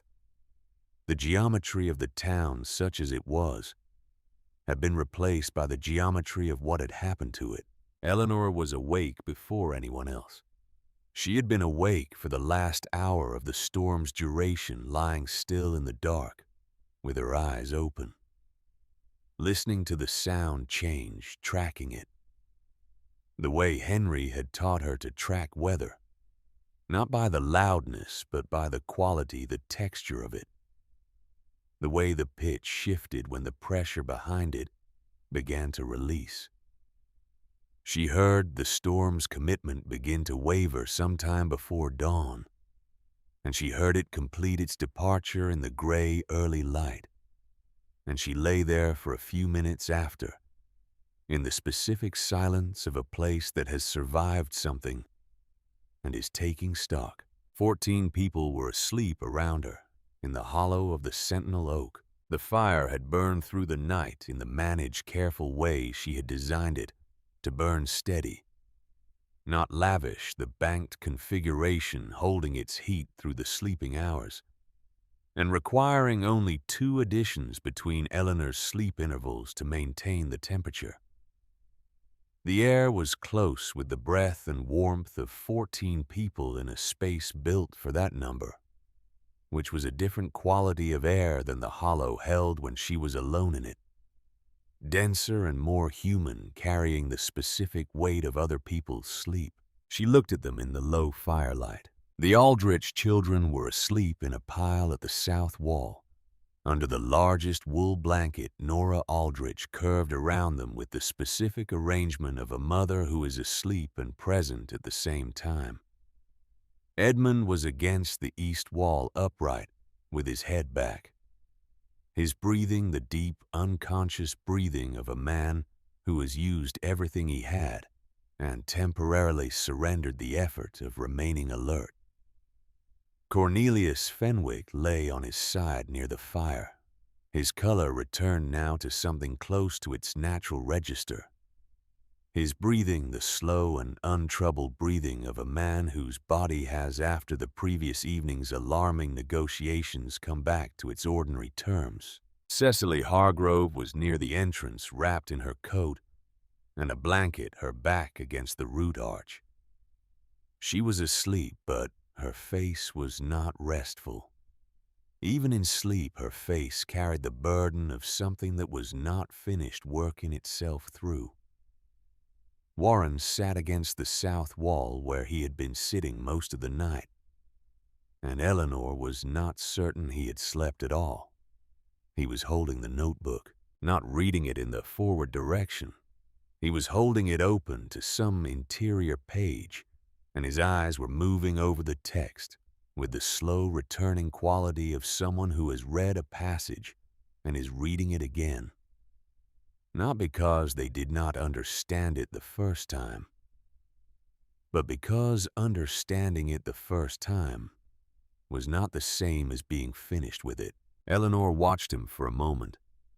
Then she got up quietly and went to the fire and added the morning's first log and began to prepare the day's first meal. It was the smell of warm food that woke most of them. The children first, the Aldrich children coming alert in the particular instant way of children who have not yet learned to resist the return to consciousness, sitting up inside the blanket pile, with their hair disordered and their eyes blinking. Then the adults, one by one, each in their own way. Eleanor distributed food in the order of need as she had been doing since the first evening children. First, then Cornelius, then the others. It was not a quantity that anyone would have called generous. It was sufficient, which was a different thing, and in the current circumstances considerably more important. When everyone had eaten and the hollow had the quality of a space in which people are present and thinking rather than sleeping, Samuel Briggs looked at Eleanor and said, "The storm's done." "Yes," Eleanor said. "We should look at the town," he said. Not a suggestion, an accounting of what came next. "Yes," Eleanor said again, "but not yet. Fenwick needs another hour of warm before he goes out." She glanced at Cornelius, who was sitting up with his bowl moving through his food, with the focused attention of a man reacquainting himself with appetite. "And the children need to eat twice before they go into that cold." "I know," Samuel said. "I'm not saying now. I'm saying we should look." Eleanor looked at him for a moment. In all the time she had known Samuel Briggs, she had found him to be the person in Coldwater Ridge whose silences and whose statements occupied the same register, equally measured, equally reliable. He had not spoken at the council meeting, had not voted, and she had not forgotten this. She had not forgotten it as gratitude exactly, because his silence had not saved her, and he had known it would not. But she had registered it as the kind of negative evidence that tells you something true about a person, that there are things he will not put his name to even when the social cost of refusal is real. "An hour," she said. He nodded. Warren looked up from the notebook. He had been looking up from it and looking back down at intervals since Eleanor had noticed him with it. And this was a longer look, the kind that precedes a decision to speak. "That page," he said. He stopped. He looked at the notebook, then back at Eleanor. "Henry wrote my name." Eleanor said nothing. "The last page," Warren said. He wrote that he knew I would find a way to have you leave after he was gone. He wrote that he understood it." He paused. The word "understood" came out with a particular weight, as if the ease with which Henry had apparently understood something that Warren himself had only just arrived at was its own specific form of information. He wasn't angry about it. In the writing, he stopped again clearly, unable to produce a sentence that captured the thing he was reaching for. How did he know? It was not entirely a question. It was the statement of a man discovering that a room he thought he understood has an additional dimension. "Henry knew people," Eleanor said simply. "It was what made him good at what he did. He knew me better than I knew myself, apparently."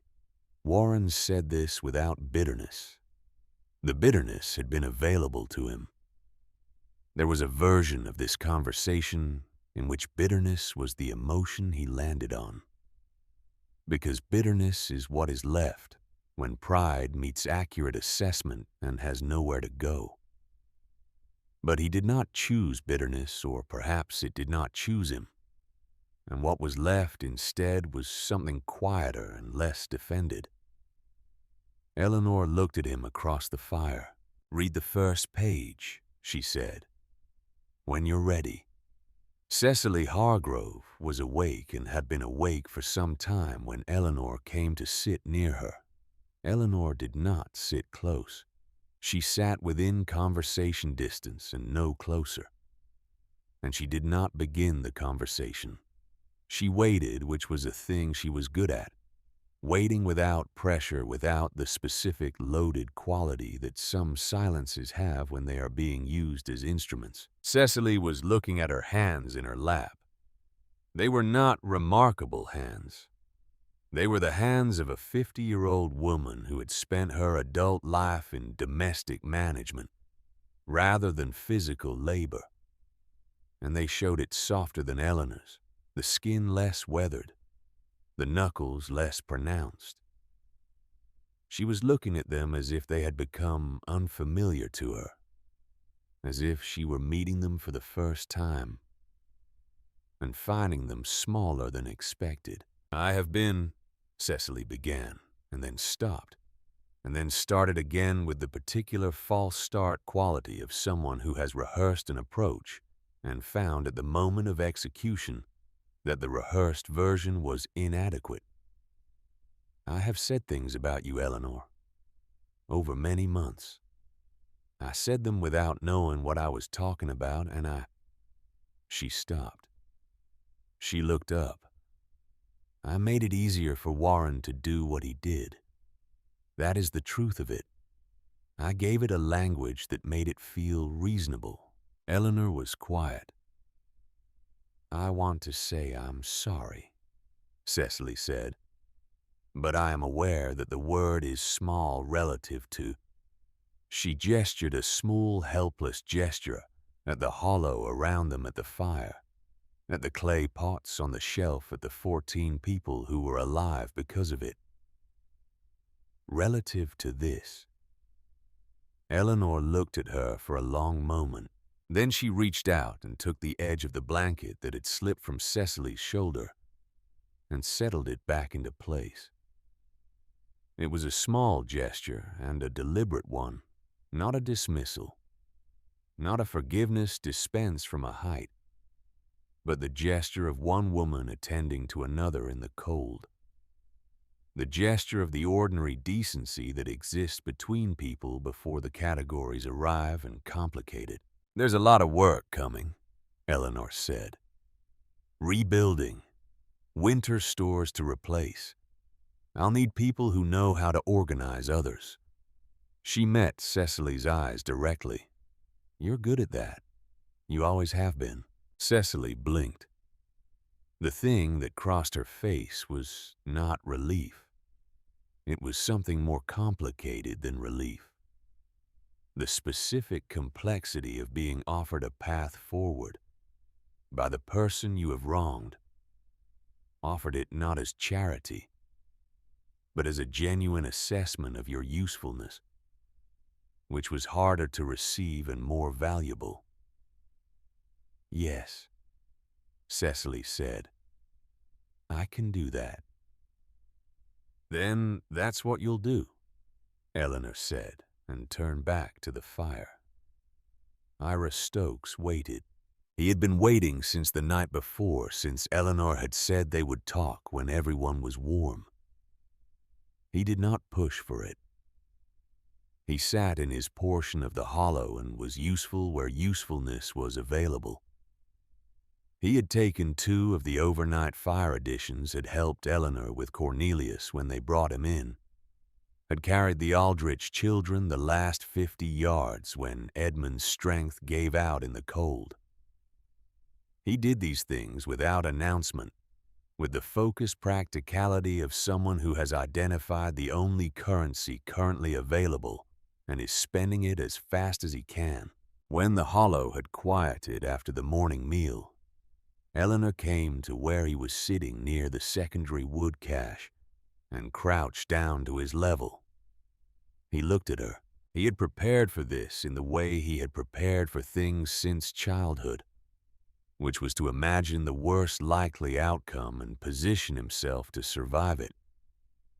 The worst likely outcome was that she would tell him what he already knew, that he had had information that could have changed what happened, and that he had chosen his own comfort over using it, and that the consequences of that choice had been carried by people other than himself, which was the definition of a certain kind of moral failure that did not have a clean or easy resolution. He was ready for that. You knew, Eleanor said. Not an accusation, the same register Samuel had used with him in the forge, establishing what was true. Yes, he said. And you said nothing before the council meeting. No, I didn't. Eleanor looked at him steadily. The fire's light moved across her face and settled. Why? She said. It was important to her, he understood, not the answer she already knew, which was fear of social consequence, but the fuller answer, the one that required him to look at it directly instead of sideways. Because saying something would have made me the person everyone was already making you into, he said. And I wasn't willing to be that person. I valued my own standing more than I valued. He stopped. He started again. More than I valued telling the truth about what I saw. Eleanor was quiet for a moment. That's honest, she said. It doesn't fix what I didn't do. No, she said. It doesn't. She looked at him with the clear directness that was simply her way of looking at things, not a performance of intensity, but the default orientation of a person who had decided early that looking away was too expensive. But here's what I know about you, Ira. You walked through that storm last night. You navigated. You didn't have to come. Samuel and Warren would have made the attempt without you. And they might have found it. She paused. But they would have had a harder time. And Cornelius Fenwick would not have made it if you hadn't known the East Approach well enough to get us back to him in time. Ira hadn't thought about it in those terms. He had thought about the walk as penance, as the minimum he could do, not as a contribution with a distinct value. The next time you see something that needs to be said, Eleanor said, say it. Be the only person in the room willing to say it if you have to. That is what my husband taught me, and it is the most useful thing I know. She stood up. And Ira, she said. He looked up at her. What you did last night required courage. The fact that earlier you failed to use the same courage does not cancel what you did last night. Both things are true. You'll have to live with both. She held his gaze for a moment. Most people do. She walked back to the fire.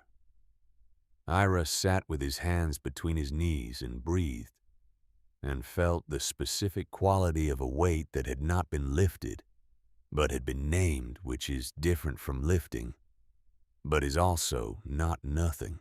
They went out in the mid-morning when Cornelius had his color fully back, and the children had eaten twice, and the hollow had been restocked and secured against their return. Eleanor went first, ducking through the root arch entrance into a cold that was different from the storm's cold, still severe, still below any temperature that invited lingering but passive, rather than aggressive. The cold of a winter morning rather than the cold of a winter that is actively trying to kill you. She straightened up on the leeward side of the sentinel oak and looked out. The forest was altered. The storm had worked through the old growth section with relative restraint, the oldest trees absorbing the force that the younger trees had not survived. And there were downed trees across the slope, significant ones, their root systems lifted, and the frozen earth around them disturbed in great dark circles. But the sentinel oak stood exactly as it had always stood, which was to say without visible effect, the way very old things stand in the face of the events that disturb everything around them. The others came out behind her one by one, the Aldrich children last blinking in the white brightness of post-storm light, the youngest reaching immediately for shepherd's fur, with the uncomplicated confidence of a 2-year-old who has decided this animal is trustworthy. They stood in a loose group and looked toward where Coldwater Ridge was through the half-mile of timber between them and the valley. We should know what we're walking back to, Samuel said from beside Eleanor. We know what we're walking back to, Eleanor said. We walk back to it anyway. They walked. The town was not entirely gone. This was perhaps surprising given that Eleanor's internal calculations during the storm's second night had placed the worst-case structural losses at around 40% of the primary buildings. The actual losses were somewhat better than that 23 buildings in Coldwater Ridge, of which 6 had suffered complete or near-complete structural failure. 9 had significant damage, and 8 were intact or close to it. The storage building was a total loss. Warren's mercantile, which was a larger and more substantially built structure than most, had lost its east-facing lean-to and sustained serious damage to its roof, but was standing. Samuel's forge was untouched. Its stone roof had done exactly what stone roofs do in conditions that defeat everything else. They walked through the ruins in the white silence of the aftermath. The Aldrich children held their mother's hands and were very quiet. Edmund Aldrich walked ahead and looked at his cabin. The north wall had indeed gone collapsed inward. The interior opened to the sky and did not speak for a long time. Warren walked through what had been the main road of Coldwater Ridge and stopped in front of the collapsed storage building and stood there. The building that had housed the collective provisions of the community, the thing he had spent weeks in the autumn organizing and cataloging and accounting for, the thing he had pointed to as the evidence of what community responsibility looked like, was a collection of broken timber and snow. Samuel stood beside him. "The forge is solid," Samuel said. "We start there." Warren turned to look at him. Then he turned to look at Eleanor, who was standing slightly apart from the group, looking at the valley below the town, at the white expanse of the meadow at the ridgeline, at the pale washed sky of a winter that has finished its work and is now simply present. "Eleanor," Warren said. She turned. He had rehearsed this. He had rehearsed it through the sleepless hours in the hollow, sitting against the old wood with Henry's notebook in his hands, trying to find the version of it that would be adequate. He had not found a version that was adequate. He had decided that inadequacy was not a reason for silence. That silence on this particular subject was a thing he had done enough of. "What I did," he said, "what the council did with my leadership, calling the vote, the way it was framed." He stopped. "I told myself it was about resources, about the community's welfare. I told myself a number of things." He looked at her steadily, the way a man looks when he has decided to stop managing what he is looking at. None of them were the full truth. The full truth was that you were doing something I could not explain, and things I cannot explain make me, he chose the word carefully, uncomfortable. And I have over many years found it easier to remove the thing that makes me uncomfortable than to examine the discomfort. Eleanor said nothing. "Henry was my friend," Warren said. "For 10 years before you came, he was one of the few men in this town I actually respected, and I drove his wife out into a blizzard." He paused. "I'd like to say that I didn't understand what I was doing, but I think I understood more of it than I've allowed myself to admit." Cecily Hargrove, who was standing nearby with her coat pulled close, made a sound. Not a word, just a sound that indicated the particular resonance that honesty has when it arrives unexpectedly from someone from whom you have not expected it. "The land behind my property," Warren said. "The south quarter acre. It's yours. I'll have the papers drawn when we have a room to draw papers in."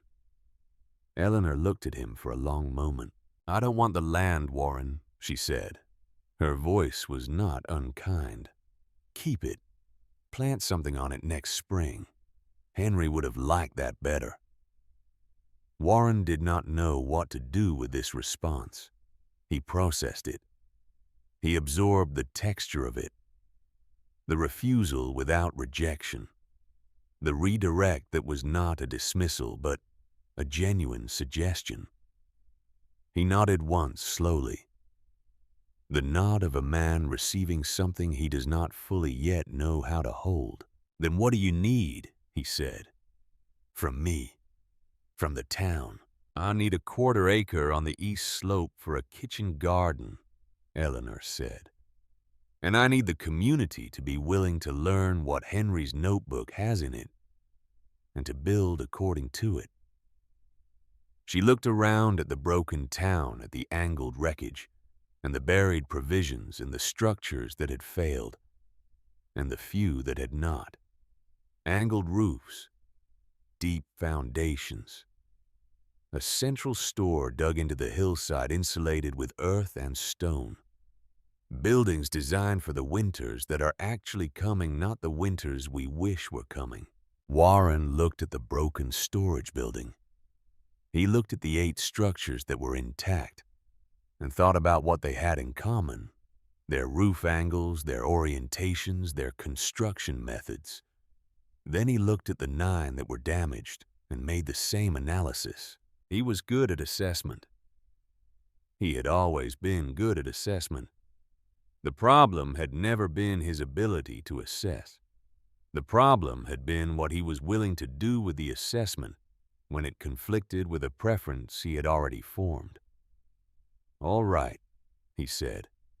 "Show us what Henry wrote." That evening, back inside the Sentinel Oak, because the intact structures were not numerous enough to house everyone, and the ones that were intact needed inspection before anyone slept in them. Eleanor opened the notebook. She read aloud by firelight. She had decided to begin at the beginning, which was what Henry had asked her to do. Read it in order.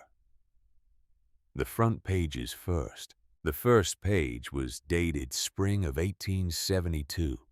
The handwriting was younger, more fluid, less deliberate than the handwriting of the later pages, the handwriting of a man in his 30s, with his whole life ahead of him, and the particular confidence of someone who has just found something unexpected and understood immediately what it means. Henry described finding the tree. He described the storm that had driven him to it. He described the night he spent inside the natural hollow, with the first shepherd listening to the wind warm in a place that should not have been warm, and arriving at the understanding that this place was something the world had prepared without being asked to. "I have spent my working life reading what the land says," he had written on the 3rd page of that first entry. "Most of what it says is in the language of the moment, this trail, this weather, this terrain. But occasionally it says something that is not for the moment. It says something that is for later. This tree is for later.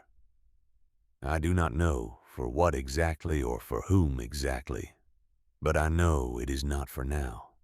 I will come back. I will learn what it needs, and I will give it what I can. A man owes something to the thing that kept him alive. That is the oldest debt I know, and I intend to pay it." Eleanor paused after she read that passage. The hollow was very quiet. The children were asleep again, arranged in their pile at the south wall.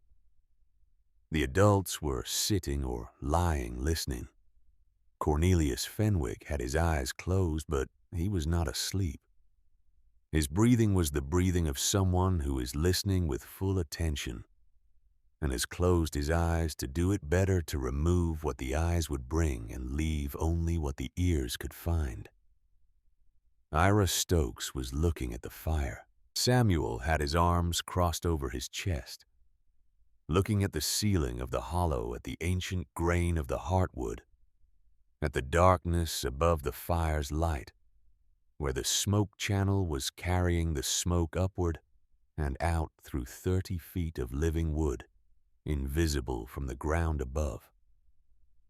Warren was looking at his hands. Eleanor continued reading. She read through the practical sections: the fire ring construction, the smoke channel, design, the store inventory system, the spring location, and the method for accessing it in frozen ground. She read the passage about the winter of 1879, when Henry had nearly stopped when he had come to the oak on a cold March morning, and looked at how much was left to do and understood for the first time that he might not live long enough to see it completed. A thing worth building, he had written, is worth building even if you are not certain you will be there to see it used. The building is not for you. The building was never for you. That is the point of building it. Cecily Hargrove put her hand over her mouth briefly. Then she removed it. Eleanor read on through the years, 1880, 1882, 1884. The slow accumulation of the work. The shelf brackets and the water storage, and the expanded floor and the widened entrance. She read the passages from 1885 and 1886, when the handwriting changed, became more deliberate. The letters formed with the conscious care of a man who knows his hands are not going to be reliable forever, and is compensating. Henry describing the winter signs, he was watching the behavior of the animals, the specific configurations of the cloud formations in September and October. The convergence of indicators he had been tracking since the 1870s. She will finish it. He had written 6 weeks before he died. I have no doubt of this. Eleanor has always understood that a thing begun is a thing owed its completion. She will look at what I have started, and she will see what it needs, and she will provide it. That is who she is. That is who she has always been. I have had the extraordinary good fortune of knowing exactly who that is for 22 years. And I want it on record in this book that she will read that I have never once taken that fortune for granted. Eleanor's voice did not change when she read this passage. She read it the way she read the others, fully, without editorializing. But she paused afterward, a longer pause than the pauses she had taken between sections. And in that pause the fire made its sounds, and the winter made its sounds outside the ancient wood. And nobody said anything. And the pause held everything that needed to be held for as long as it needed to be held. Then she turned to the final page. This was the page Warren had been sitting with through the night. The page with his name. She read it aloud. Warren Caldwell will do what men of his particular nature do when they are frightened by something they cannot categorize. He will find a way to make it stop. I do not say this with anger. I have known Warren for 10 years, and he is not a bad man. He is a man who has confused his comfort with his conscience for so long that he no longer easily distinguishes between them. This is a common condition. I have had it myself. She looked up. Warren's head was bowed. He did not look up. She read on. Whatever he does, do not let it change what you are. Whatever they say about you in town, do not let it alter the fact of what you have built. The fact is not arguable.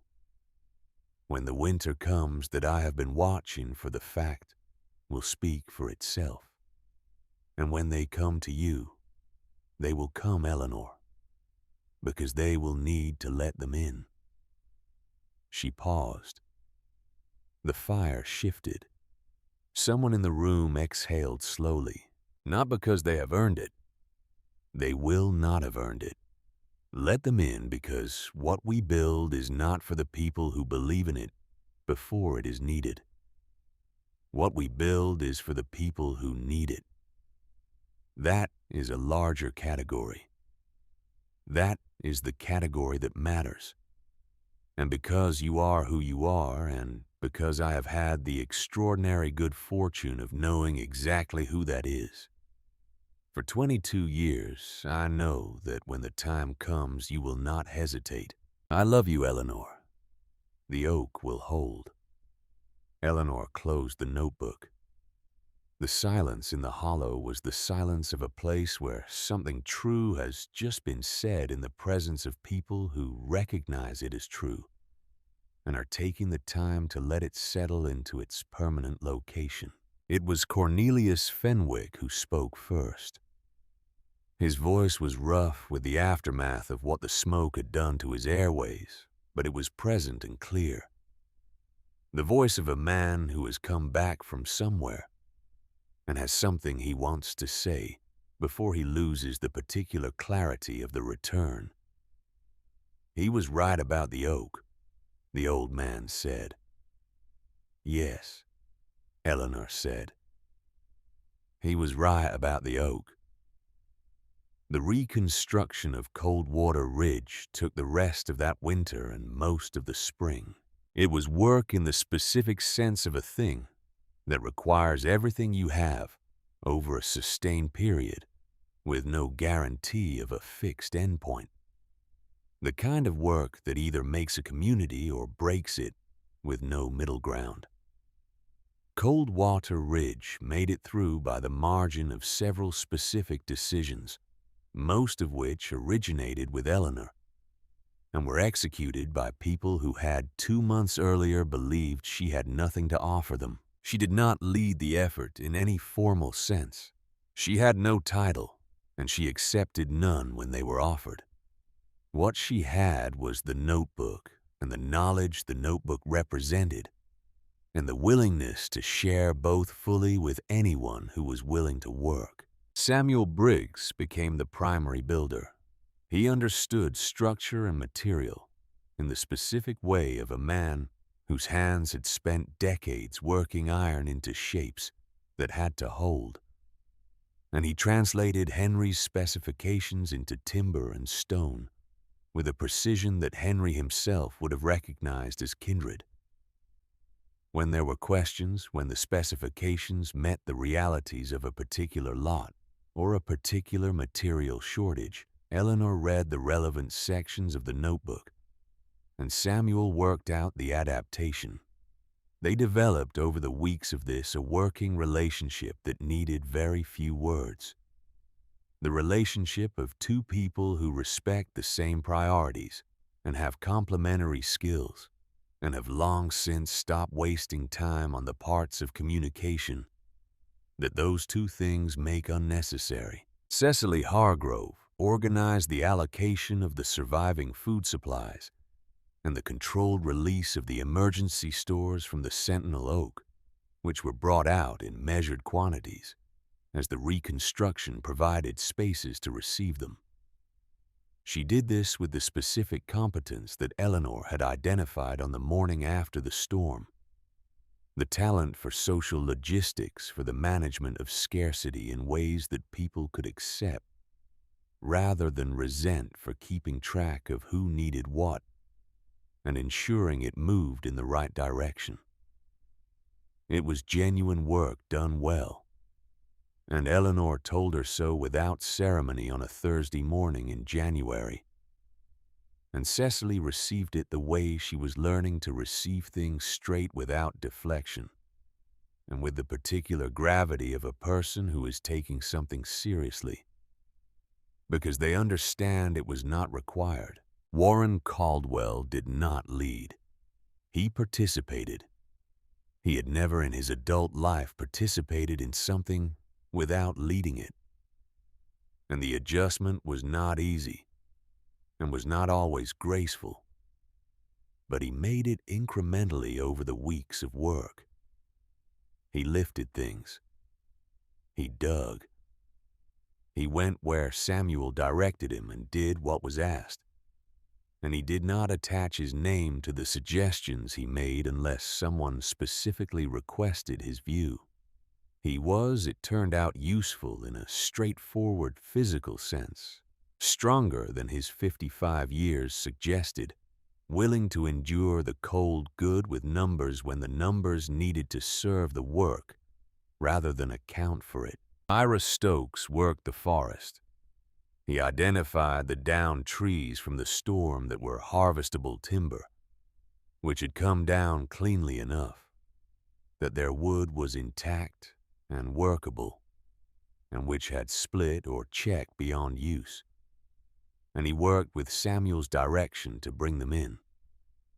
He worked early and late, and his work was good, and at some point in the third week of the reconstruction, he stopped working from penance and started working from something else, something quieter and more durable. Eleanor noticed the shift but did not mark it. It was his to make. The central storehouse was the first communal project. Eleanor had specified it dug into the south-facing slope of the hill at the town's east edge, lined with fitted stone. The roof a berm of compacted earth over a timber and stone structure, with ventilation channels built on the principles Henry had worked out for the smoke management in the Sentinel Oak. It was not beautiful. It was sufficient in the profound sense, the sense in which a thing that does what it is meant to do and will keep doing it reliably is the most important kind of thing there is. The knowledge that it would hold gave the community a quality it had not had before, a quality that is hard to name precisely, but that manifests as the specific steadiness of people who have made honest arrangements with reality, rather than hoping that reality will make arrangements with them. In the late spring, when the snow had retreated from the valley floor, and the first early growth was making itself visible on the south-facing slopes, Samuel Briggs called a town meeting. It was not an official meeting. It was the kind that happens when enough people believe it should, and someone has the practical standing to make it occur. They gathered in the open space in front of the forge, which had become by accumulated consensus rather than formal decision, the town's central meeting ground, because it was the only structure that had come through the storm without a scratch, and because Samuel had never made anyone feel unwelcome in the space in front of it. Eleanor was there. She stood slightly to one side, as was her custom present, available, not positioned at the front. Samuel spoke briefly and without ceremony. He said that the town of Coldwater Ridge had survived a winter that had been survived because of what Henry and Eleanor Voss had built in the forest, and that the town owed the Voss family a debt that could not be fully repaid by anything that could be offered in a morning meeting, but that the debt would be dishonored by not acknowledging it clearly and publicly. He said that in the reconstruction, the area at the center of the rebuilt section of town, the open space where the new communal structures clustered, where the storehouse entrance faced south, and the well was being dug, and the paths between the new buildings were already wearing themselves into the earth, would be known as Voss Square. He said this was not a complicated decision, and that he had not asked anyone's permission, but that he would accept objections if anyone had them. No one had objections. Warren Caldwell stood near the back of the gathering and did not speak. When people began dispersing back to the day's work, he made his way to where Eleanor was standing. He handed her a folded document. "The East Slope quarter acre," he said. "The papers are done. Your name." Eleanor took the document. She opened it and read it with the same attention she gave everything moving through it, completely noting its terms. Then she folded it back along its creases and held it for a moment. "Thank you," she said. Warren nodded. He turned to go. "Warren," Eleanor said. He turned back. She held the document out to him. "Add a codicil," she said. Upon my death, if I have no heirs, the land goes back to the community for common use. Henry would have wanted it that way. Warren looked at her. Something moved through his face that was not simple and was not quick. A slow interior reckoning with the particular quality of a person who does not accumulate, who holds things lightly, who understands that what you build is not yours in any final sense, but belongs in the end to whoever comes after. "I'll have it done," he said. He walked away across the open ground of what was becoming Voss Square, past the men working on the new framing, past the women carrying material to the storehouse entrance, past Ira Stokes, who was on his knees at the edge of the path, fitting stones with the same patience and attention he was learning to bring to most things. Eleanor watched him go. By the first week of June, Coldwater Ridge looked different in ways that were visible and ways that were not. The visible ways were structural. The new buildings had angled roofs, not the gentle pitch that had failed on a dozen structures in December, but the steep angles that Henry's notebook specified, the angles that shed snow rather than accumulating it and collapsing under its weight.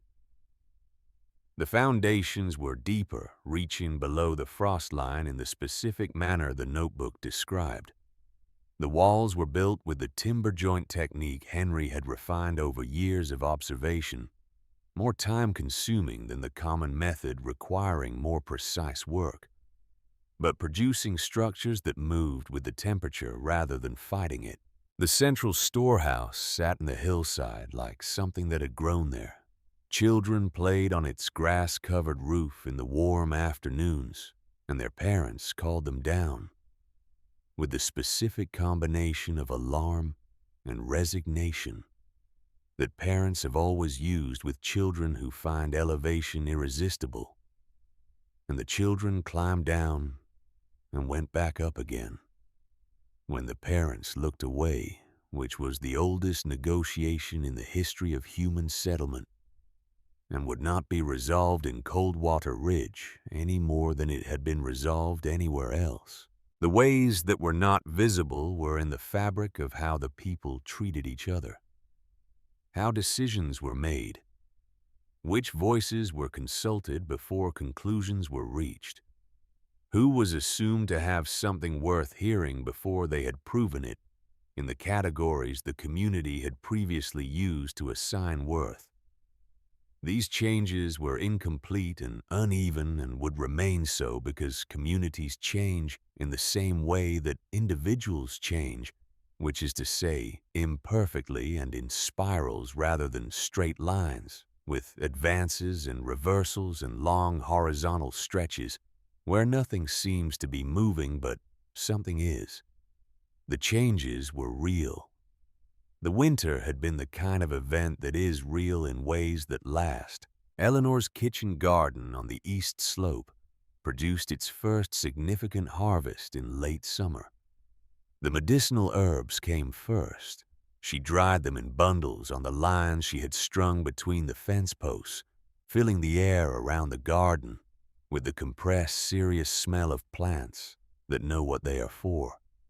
The vegetables followed through August and September. She preserved what she could and taught the preservation methods to anyone who came to learn. And people came individually and in pairs on weekday mornings and Saturday afternoons with their questions about the soil and the drying and the sealing and the storage.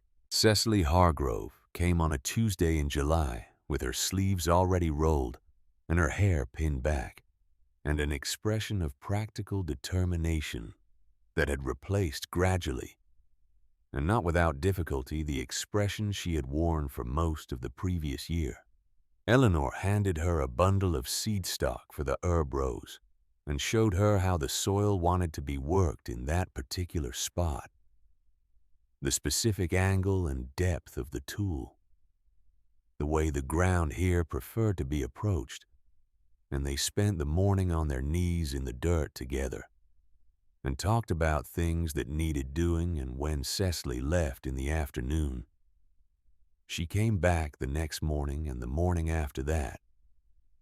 And eventually, she stopped thinking of it as coming back and started thinking of it as going to the garden, which is what it had become. Cornelius Fenwick, whose lungs had recovered with a completeness that his age had not seemed to promise, built a bench near the east garden fence in late spring and established himself on it on fair afternoons. He read when he read and watched when he watched and dozed when he dozed. And his presence there, the old man on his bench at the edge of the garden, alive and present in the September light, was its own kind of testimony to the winter that had passed and the decisions that had been made in it. On a morning in late September, the first year after the storm, Eleanor walked through the old-growth forest to the sentinel oak. Shepherd moved through the familiar timber with the ease of an animal who has walked the same ground enough times to carry it internally ahead, and then back, and then ahead again, in the particular ranging that was his way of moving through known territory, not guarding exactly, but present the way certain companions are present, as a fact of the landscape rather than a decision being made. The approach was the same as it had always been. The double-trunk birch marking the turn north, the limestone outcrop at the third, the deepening of the timber as the old growth closed in. The path had been walked enough times now, by enough people making the half-mile trip from the valley to see the tree and understand what it was, that it was becoming a path in the visible sense. She could see the wear in the understory, the adjustment the ground made to repeated passage. She was not certain how she felt about this. She thought Henry would have found it appropriate. A thing meant to be reached should be reachable eventually by the people who need it. The sentinel oak stood as it had always stood. She stood in front of it for a while. She had developed this habit over the months since the storm, taking a moment before going inside, acknowledging the thing that was there, giving the oak its full proportion before reducing it to the space she used. 300 years, give or take, in this particular fold of land. Storms beyond counting, seasons beyond counting. The small, persistent drama of human settlement in the valley below, visible on clear days from the ridge, inaudible at this distance, even on the loudest of its occasions. The tree had no opinion about any of this. Eleanor had always appreciated that. She ducked inside. The hollow was as she had left it on her last visit.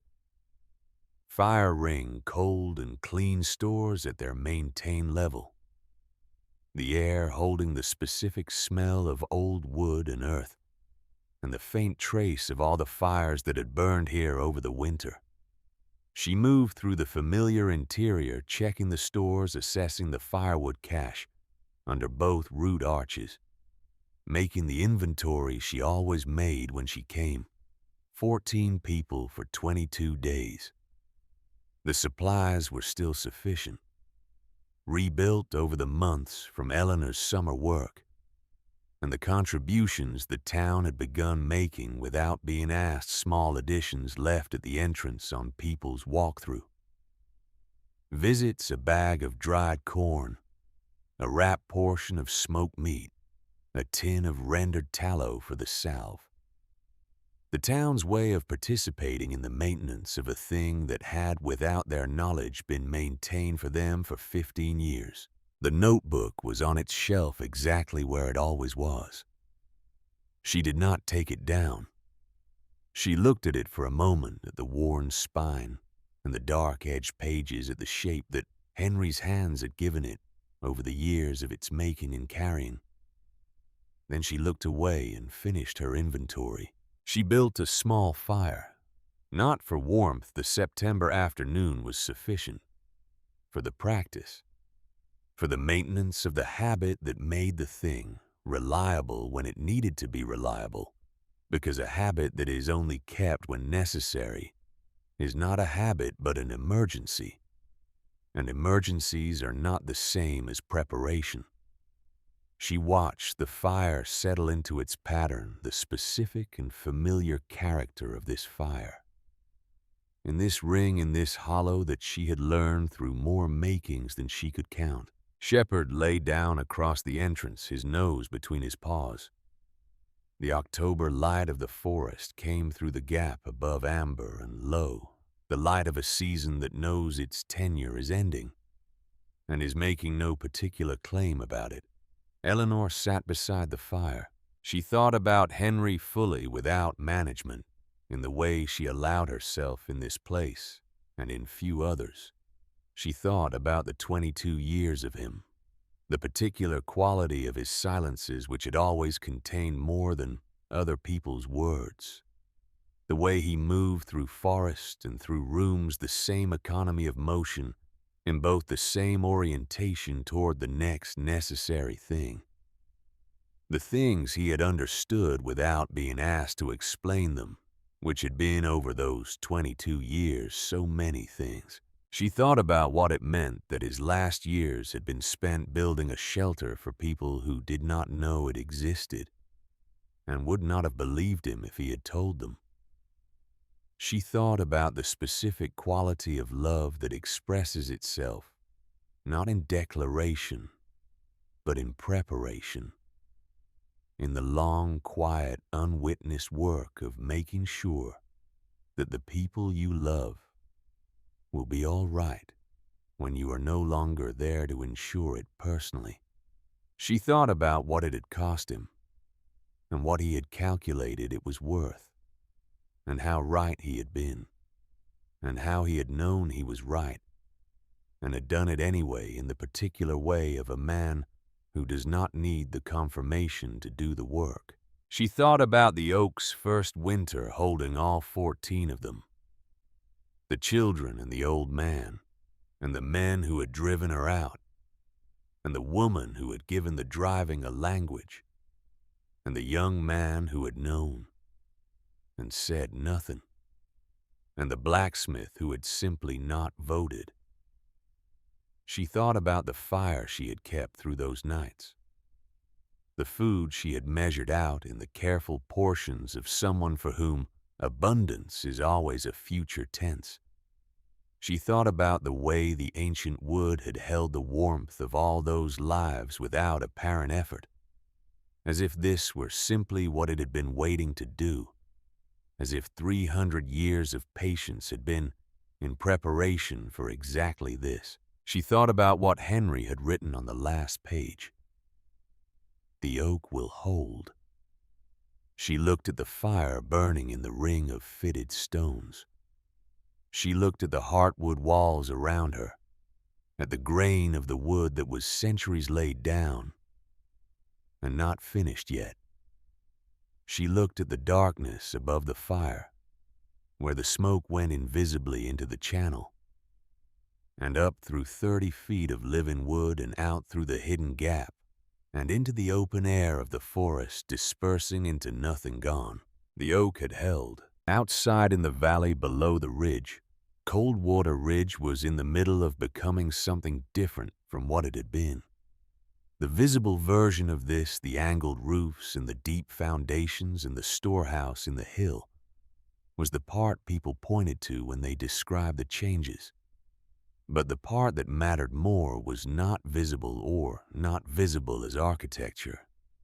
It was in the fact that when decisions needed to be made, the people of Coldwater Ridge had learned to pause before they made them, had learned to ask what they might be missing, had learned imperfectly and incompletely, and with regular failures and recoveries, to extend the benefit of the doubt a little further than comfort required.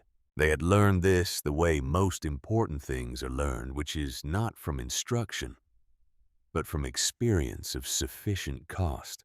The children who had slept in the hollow on the worst nights of the storm were playing somewhere in that valley now in the September afternoon light, on the grass roof of the storehouse, or in the new earth gardens, or in the open spaces of a town that had angled its roofs against the future.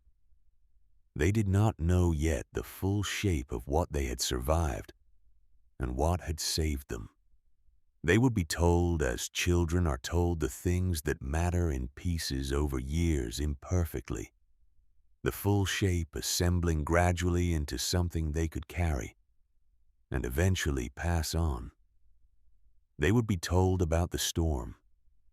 They would be told about the tree. They would be told, if they asked the right questions of the right people at the right time, about the woman who had built the shelter, and the man who had started it, and the dog who had gone out into the blizzard and come back with the people who needed to be brought in. Some of them, when they were old enough to make the walk themselves, would come through the old-growth timber to stand in front of the tree and feel the particular quality of disorientation that something of that age and size produces in the human nervous system, the body's instinctive recalibration when it encounters something genuinely outside its ordinary categories. Some of them would duck inside, see the fire ring and the shelves and the flat stone floor and the smoke channel going up into the darkness above, and would understand in the way that only the experience of standing in a space can produce what it meant that someone had made this. And some of them, the ones who were paying the right kind of attention, who had learned or were learning that the most important gestures are often the smallest ones, would leave something at the base of the root arch on their way out. A smooth stone from the creek bed, a wildflower from the meadow at the valley's edge, something small and ordinary placed with care, without audience, without the need for anyone to see it done. The way, in the end, that most of the important things are done. Eleanor sat beside the fire and listened to the September forest through 3 feet of ancient heartwood, and she was, for the first time since the October of the year before, something close to at peace. Not the uncomplicated peace of a person who has gotten what they wanted, because she was not that kind of person, and this was not that kind of story.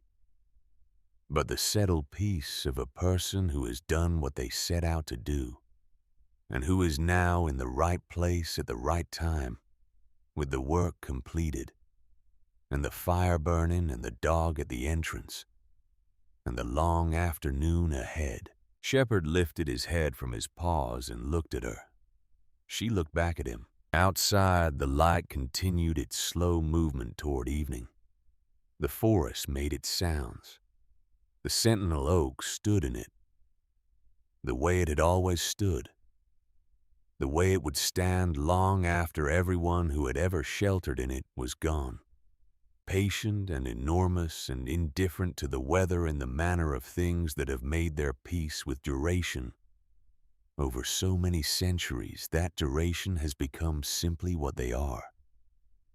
She had not asked for their love. She had simply refused to let their fear become her own. That had been enough. That had been, in the end, everything.